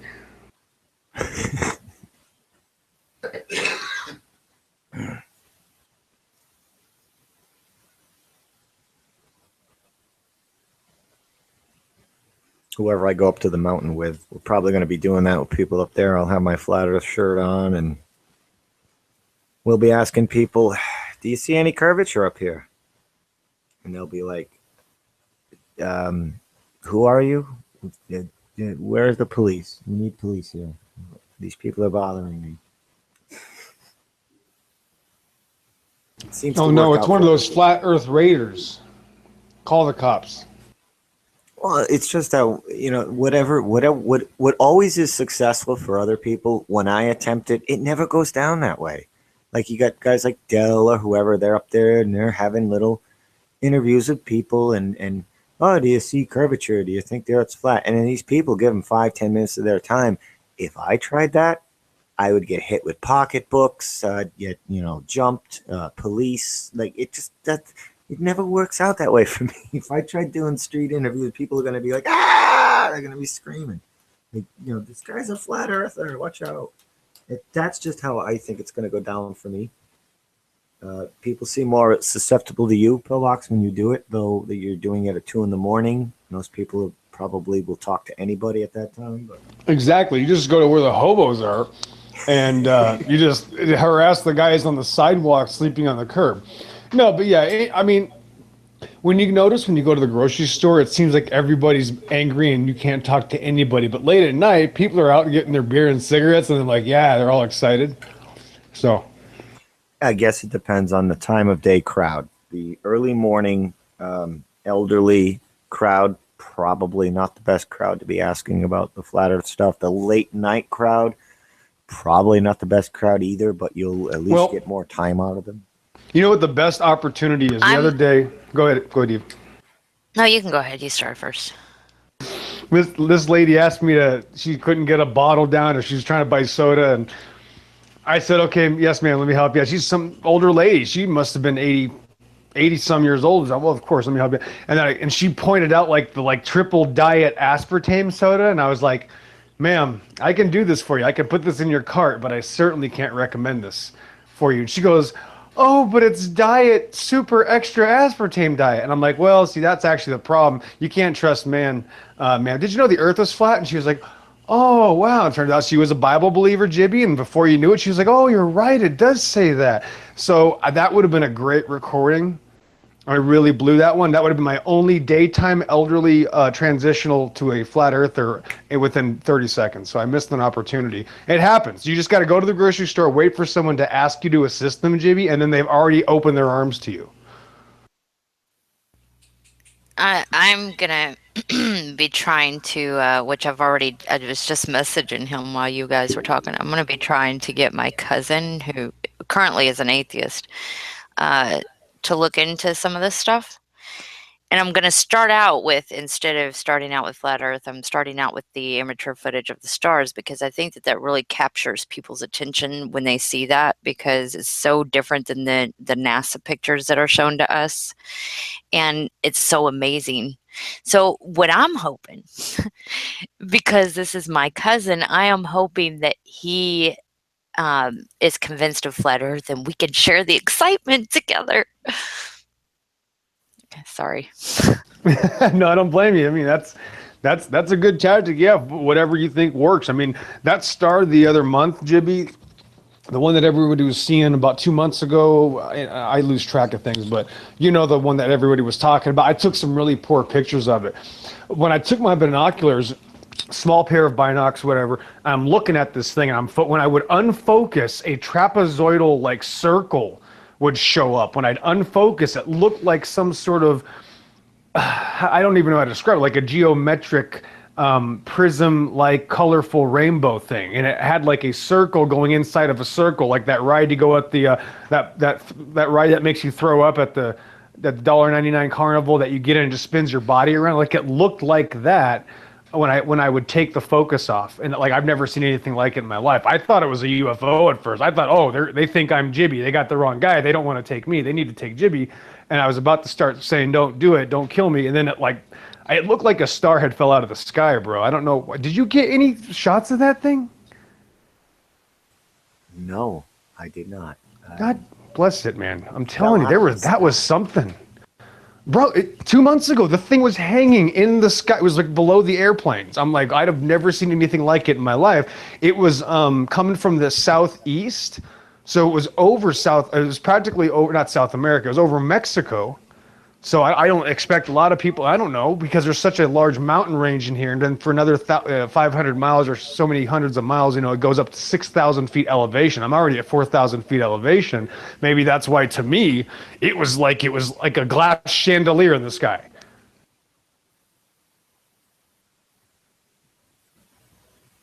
Well, I'll show you my pictures, but you won't be able to tell what I saw. I'll show you the picture I took. Well, I mean, there's a lot I can say about the stars. A lot I can say about the stars. One being, there are some things up there hanging out with the stars that are not the stars.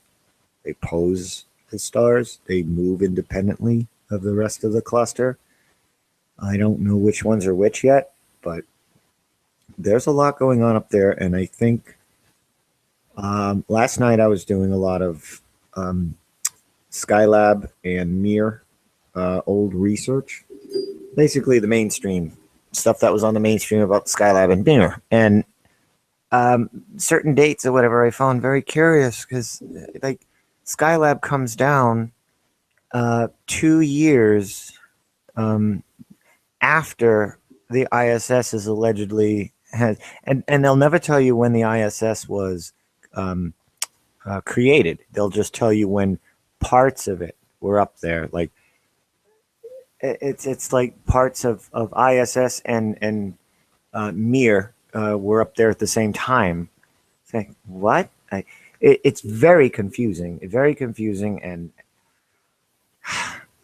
let me share this real quick, and maybe I can get you guys' opinions about it. But I shared this on Poncho Pete's last week, and it's from Jeranism. Let me go full screen here. This is when, from March 1st, this is when Jaren and Missa were capturing the ISS, passing by them early morning.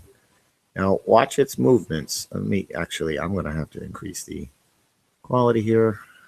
So you get, I can do 1080p. Let's do it. There we go. So watch the movements of this thing. I don't know if you can see it as clear as I can, because there's a drunken pilot for the ISS. Big zigzag right here. Whee! And yeah. So the ISS, somebody needs to pull it over and give the guy a breathalyzer, because this guy's all over the sky. I'm gonna get a little whee, little bit of a sway there, and I'll catch it right here with the wires, and whee. What's going on? What is this? This doesn't move like a balloon. This doesn't move like an old bomber plane, a drone. All the things that everybody suspects this ISS is does not. This is. Look at the movements.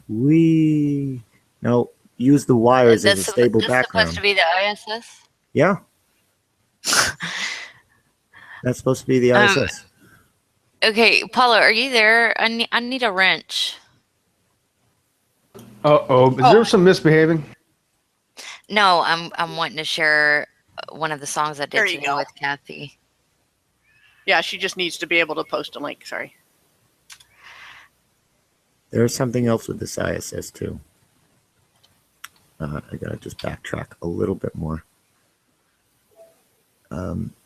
Okay, so it's early morning, and they're going to zoom in, and they're going to pick up some things here that I've never seen before.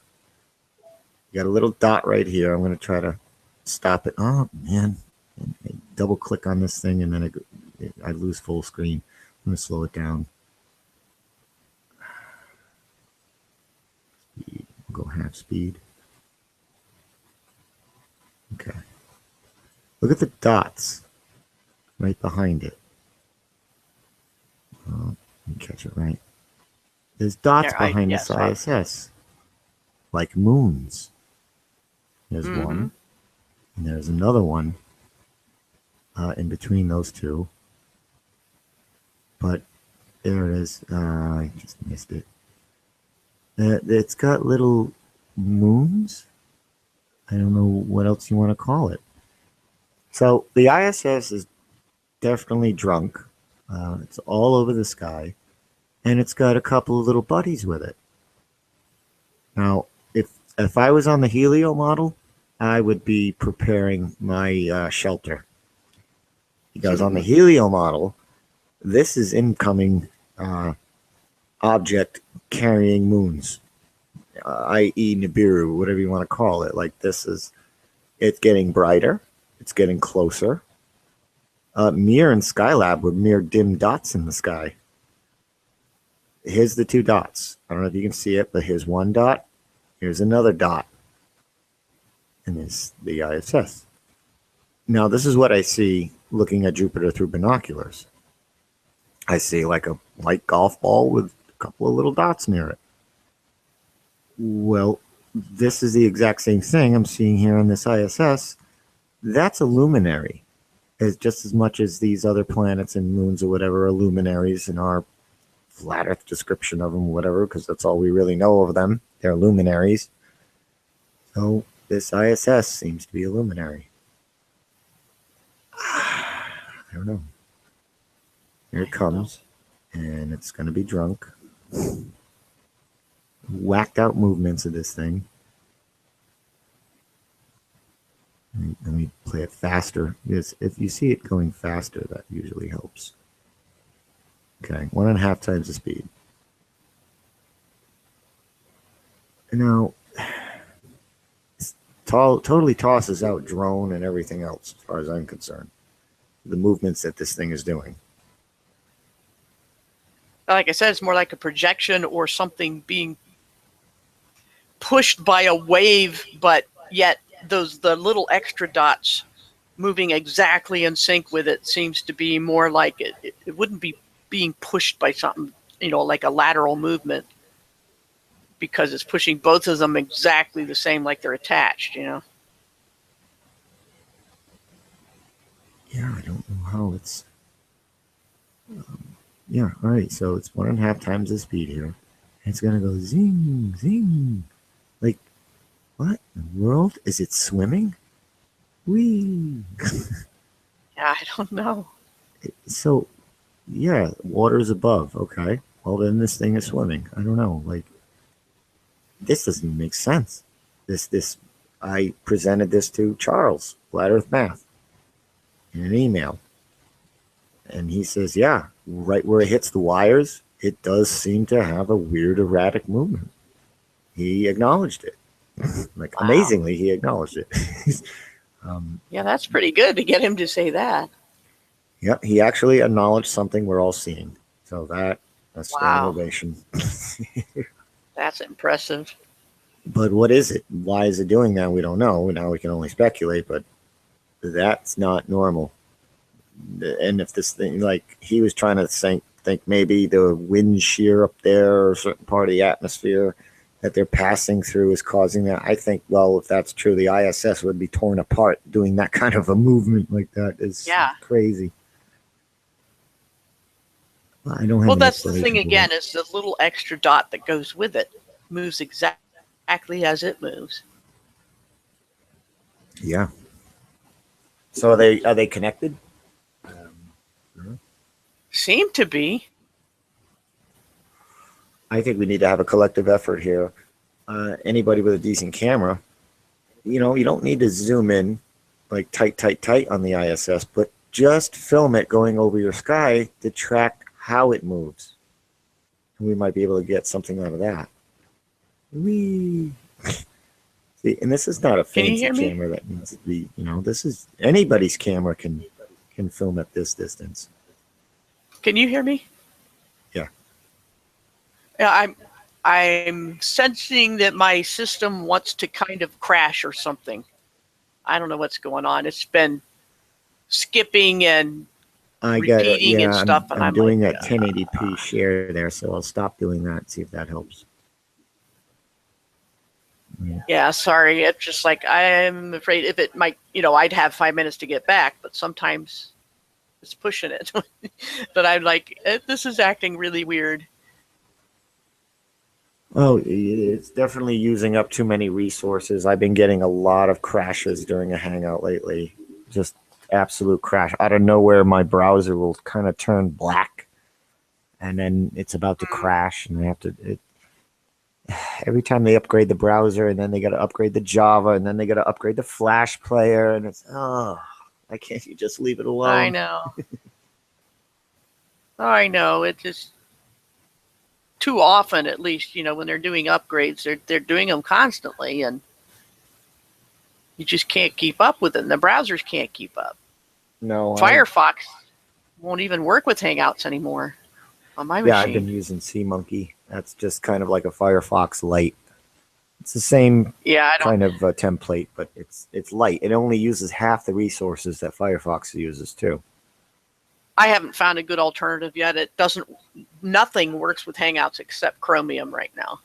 Have you tried SeaMonkey? I can't on Linux. They don't have a Linux version unless I would do Wine, which adds another layer of complexity and things to go wrong. That's right. You're on Linux. I don't know Linux. It works most of the time. I mean, there's just once in a while you get some little, especially with a popular cross-platform browser, that Linux is always the platform that kind of gets left behind for a while. Can you use Super Chat with Linux? I don't know. I haven't tried it. Will Linux take 30% of the 30% of the 30%? It's important. I really want everybody out there to get Super Chat because Google needs their diamond earth swimming pool kind of golden toilets. Like, we need to give Google as much money as we can.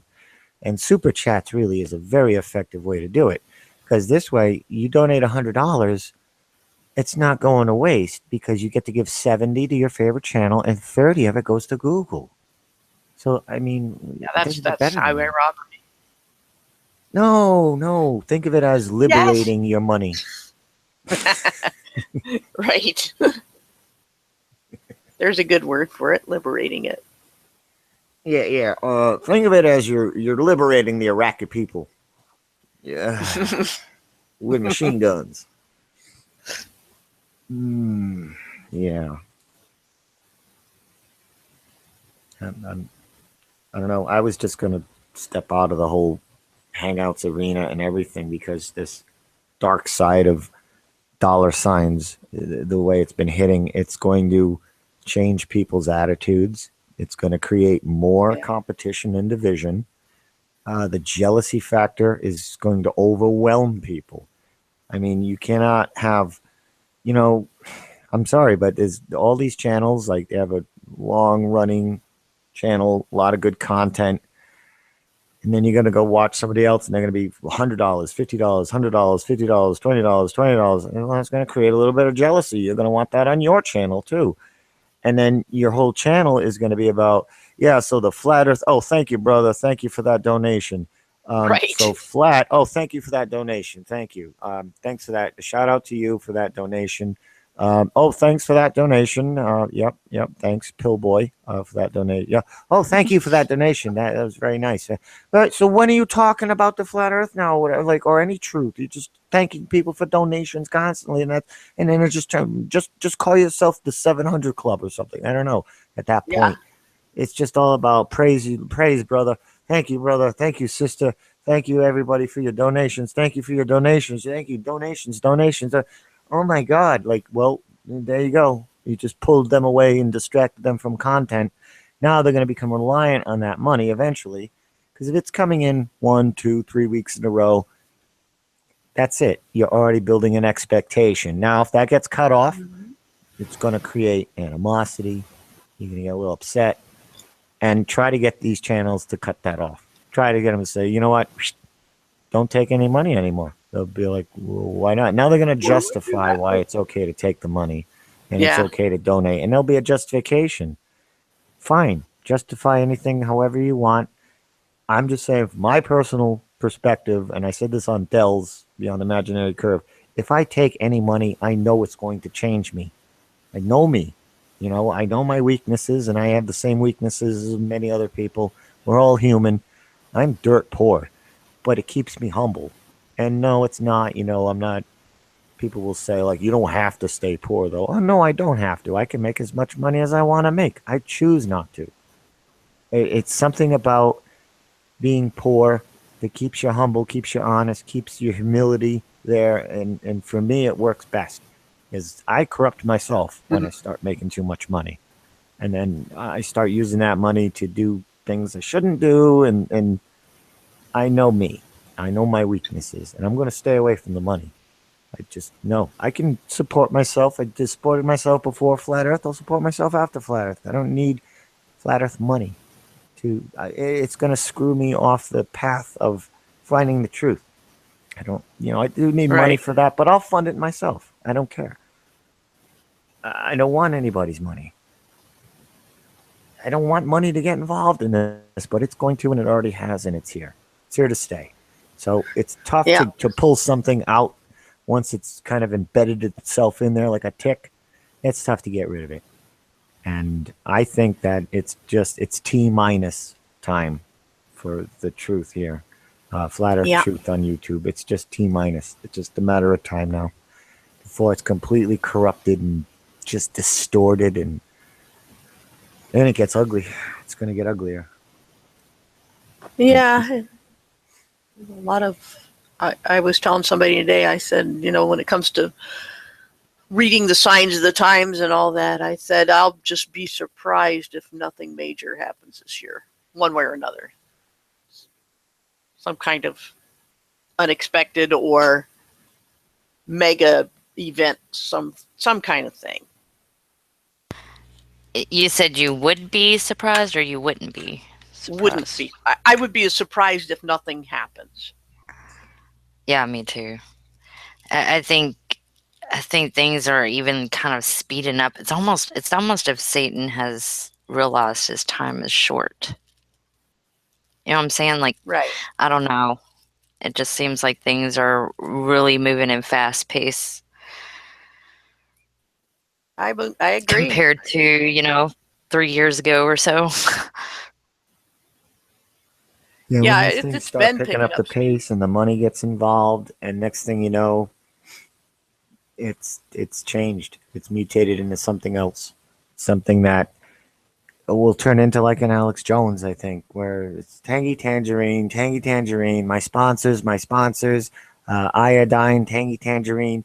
Oh, and the Bilderbergers, you know, so it's like 30 seconds of news and 15 minutes of advertisements, and he's like, we all think, you know, he's corrupted or controlled opposition. That's fine, but just on the surface, he starts out with a microphone in a dark room, and that's it.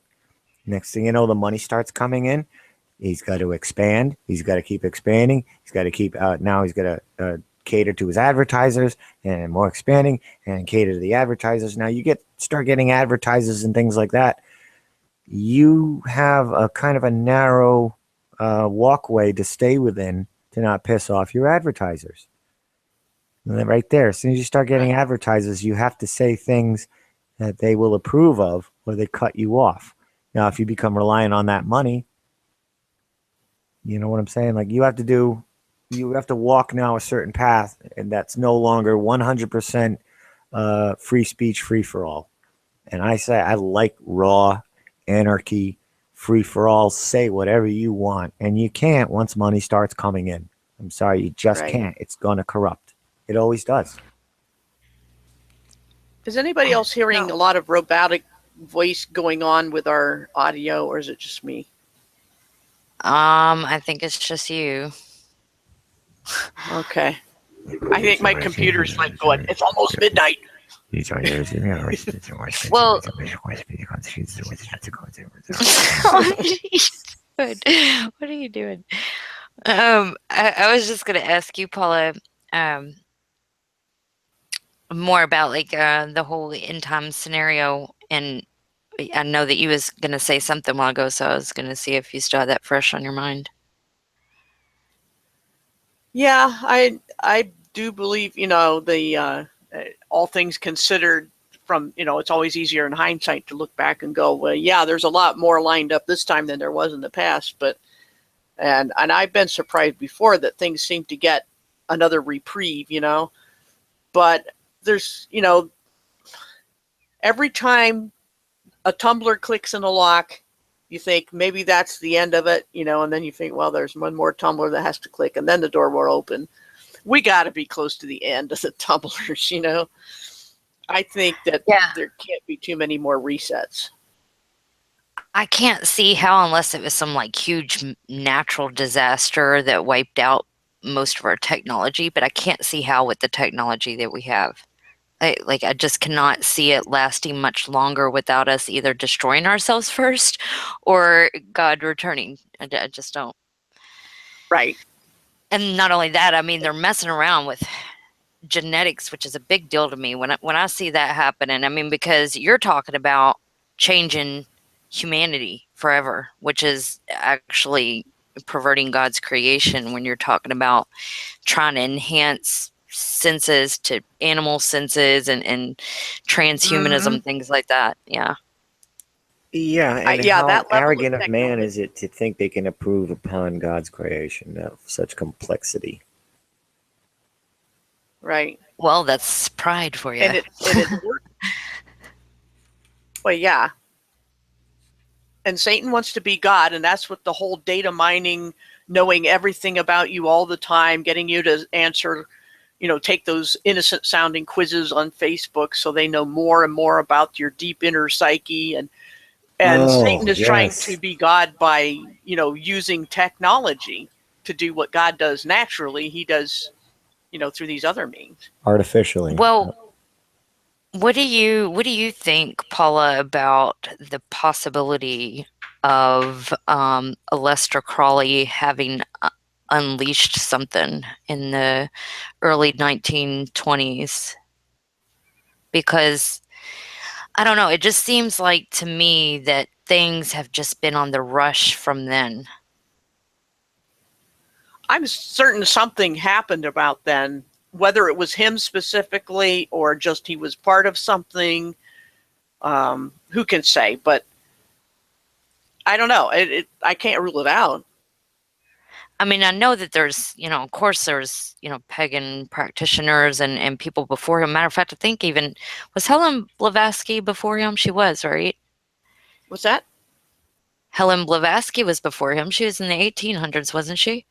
I think so. 17 or 18, I can't remember. It's been a long time since I I think it's actually at looked least into her. 1800, but yeah. Yeah, so Yeah, I I'm do pretty know sure. that. I mean, of course, the Yeah. occult's been around all this entire time, and so has, practicing witchcraft and stuff. But I just kind of wonder if they somehow, I don't know, maybe even found an artifact, or maybe even found some more information and somehow unlocked a gate or portal or something. I don't know. It's just speculation, really. Right. I mean, that's the least of my concerns as far as, prophecy goes. I know we've got something way better to go on than did somebody do something and did it Right. trigger something, and whatever it was, it's been predicted and not going to surprise God or Bible prophecy or anything. Right. I agree with that. I don't know. It's just things I like to think about, I guess. Right. Yeah, it is fun to do that sometimes. But I do think that all things considered, we are certainly near the end of the possible number of resets. Yeah, I do too. And I mean, it just witnesses to my spirit that we're in the end times, and having that dream when I was a little girl and everything. There's just too much for me to rule it out and say nope, it's not happening. Well, yeah, it is. Right. Yep. All things considered. The Israel becoming a nation in 1948. I know people like to argue about that and say, suggest that it might not be prophecy or whatever. But I know that when that happened, that shocked a lot of people. And my parents have been talking about that for years. And, they're both under the impression that it's not going to be long either. Yeah, even people I know who don't really know the Bible or anything, and they're like, something is up, that's different this time. And it's not the hype. There's none of the hype going on like there was for 2012, for example, or 2000. Those were hyped, so you could pretty much guarantee nothing would happen. Yeah, but it's like a vibe. Yeah. Yeah, and I mean, you even see it in the secular world. There, people talking about like a type of apocalypse, some kind of disease spreading, producing some type of zombie apocalypse and things like that. Right.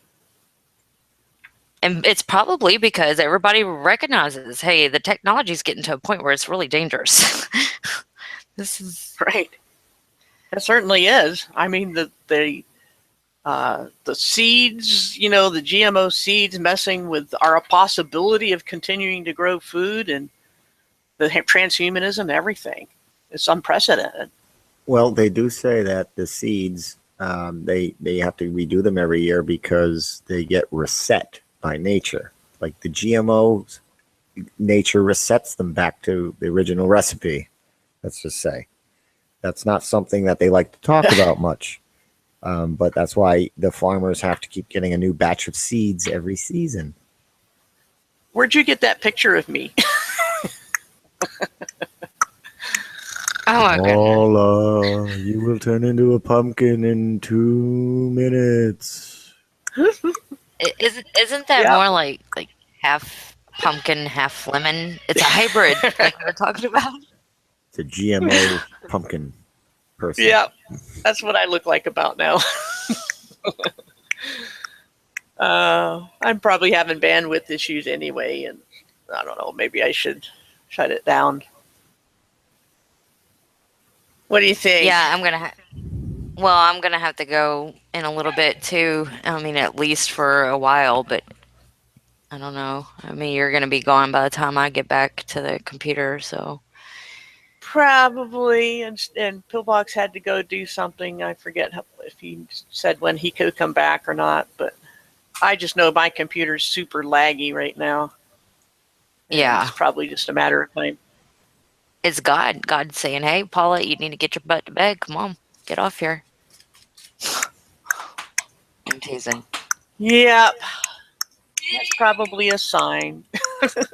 But we had a pretty decent viewership for most of it once it got going. I think after Patricia's ended, maybe. I don't know exactly when that ended, but yeah, we did. Yeah. Wasn't bad. Yeah, I enjoyed it. I had a good time. Learned a lot. And I think we're going to try to do that thing on like Tuesday evenings, kind of an anti-church thing, not against church, but virtual church. Are you guys going to do that like we were talking about last night? Like the online church service thing? Yeah. I'm definitely down for that. Yeah. Yeah, I guess Zach is too. Yeah, it's just I picked Tuesday because weekends are unpredictable, and Wednesday, I'm pretty sure we're going to be doing other stuff for the church that I'm trying to get into, hangouts, for their own stuff, nothing to do with me, but their own, getting them to do hangouts on Wednesdays, Yeah. is the day they have available. So I got, well, Monday, I think there's pretty much a lot of other channels running. Tuesday, I don't think is too busy. There's always going to be ODDs running 24/7, which keeps him at the top of the search list. Wink, wink. But other than that, I don't think Tuesday is so busy. So I don't know. I just picked a day out of a hat. So, but early evening Eastern. I learned how to do the 24-hour thing too, and it was very shocking that how easy it is. But it's kind of like an exploit in the software. You never hit the start broadcast button. You kind of put the code in into the browser, and it just begins broadcasting there. So it never has a stop time of the 8 hours. You kind of bypassing. Oh, and it's very interesting. That is interesting. That's how ODD does it. And we still need to find out more about the OBS software. I finally figured that the only way you can have, because of the way it works, where I use OBS and I link it up to YouTube, the live feed, is to do the panel part, because I'm like, where is that? You don't have that. That's supposed to be handled by OBS, but OBS doesn't do that. You just find other resources to share. So I figured you'd have to do like a private call, like we normally do when we're not going to do a live hangout. We just have a call like this, and then share that in the OBS screen, and that's how you would have people on panel and also have other elements on the screen. That's all I can guess at this point. So I looked for tutorials, and it's hard to find anything that answers the question I'm asking. So I got it set up, and I think I have the audio issues fixed, but that's the one thing. And somebody else suggested that instead of using OBS, it would be better to use the two browser method, and he explained how to do it and everything. I said, yeah, that's cool. Two browsers. But I still think, yeah, you can use two browsers to, and it doesn't prevent sniping, but it would allow you to just, your panel would still be there, and you would just start back up a new one and pick up where you left off. But yeah, I think because you can embed little sections of the screen with different things, I think I would kind of lean toward OBS. Yes, and you could if definitely we do, fill it with subliminals. It'd be great. Yeah, and it wouldn't have to be, Google private calls. You could use something else if you wanted, any kind of video call where you can add people to the call. But right now I don't have Skype anymore because it got spammed. I never used it, and I tried to log in one day and found out that it had been shut down because it was sending spam everywhere. I'm like, oh, crap. I kind of scared off of that. Create a new Skype name, maybe, and do that. I don't know. Suppose it could. Hey, but Paula. Anyway, yep. Do you know Tanya Galaxy I don't think so. or Galaxy Dream? Okay. Well, she's one of my best friends, and she knows Rand and all of them, and Pillbox and everybody. But she's been on here for years, and you wouldn't mind doing like a in time hangout where she could come in, would you? Because not at all. because she's a Glober still, and I don't want to push it on her. I've already kind of talked to her, so I'm just waiting for her to come to me if she ever feels the need to come to me. So I was thinking to do maybe something different. That could be interesting if she's a Glober and we get to Revelation prophecy where it says the stars fall to earth. And Yeah, and going by this ISS, they think they're on their way. Yeah. Well, and I'm not sure she'll join either. I'll just ask her, because I know that if it's about something other than flat Earth, she might be interested in it. Awesome. Yeah, I'm up for that. So we'll just kind of wing it. I think the first thing, the church quote unquote thing, we'll just kind of wing it and talk about what people want from it. And do we want a series, like you say, prophecy? And we could start with that, because I think that's pretty important right now. Are you going to do a gospel reading once per show and all that, like they do in mass in church? Could. I'm going to put something in the description that I think I'll permanently have there for every show, that has the verses and says what it is and stuff. So I don't know. I could also have that as a screen share. I'll send you some copies of the Book of Jib. There's some good quotes in there. I can't even think of any offhand. There's so many. We're not starting your Jibby cult. I'll start my own cult. That's fine.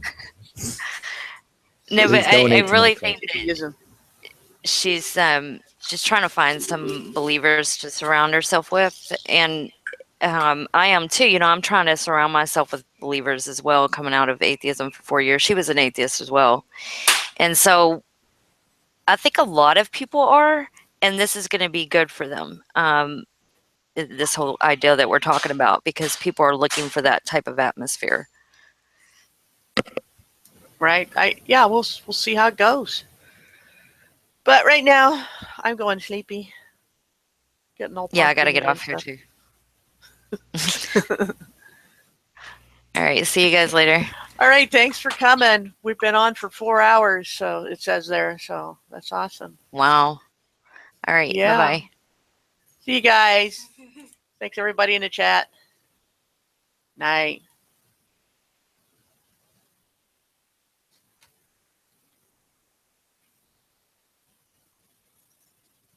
I said stop broadcast.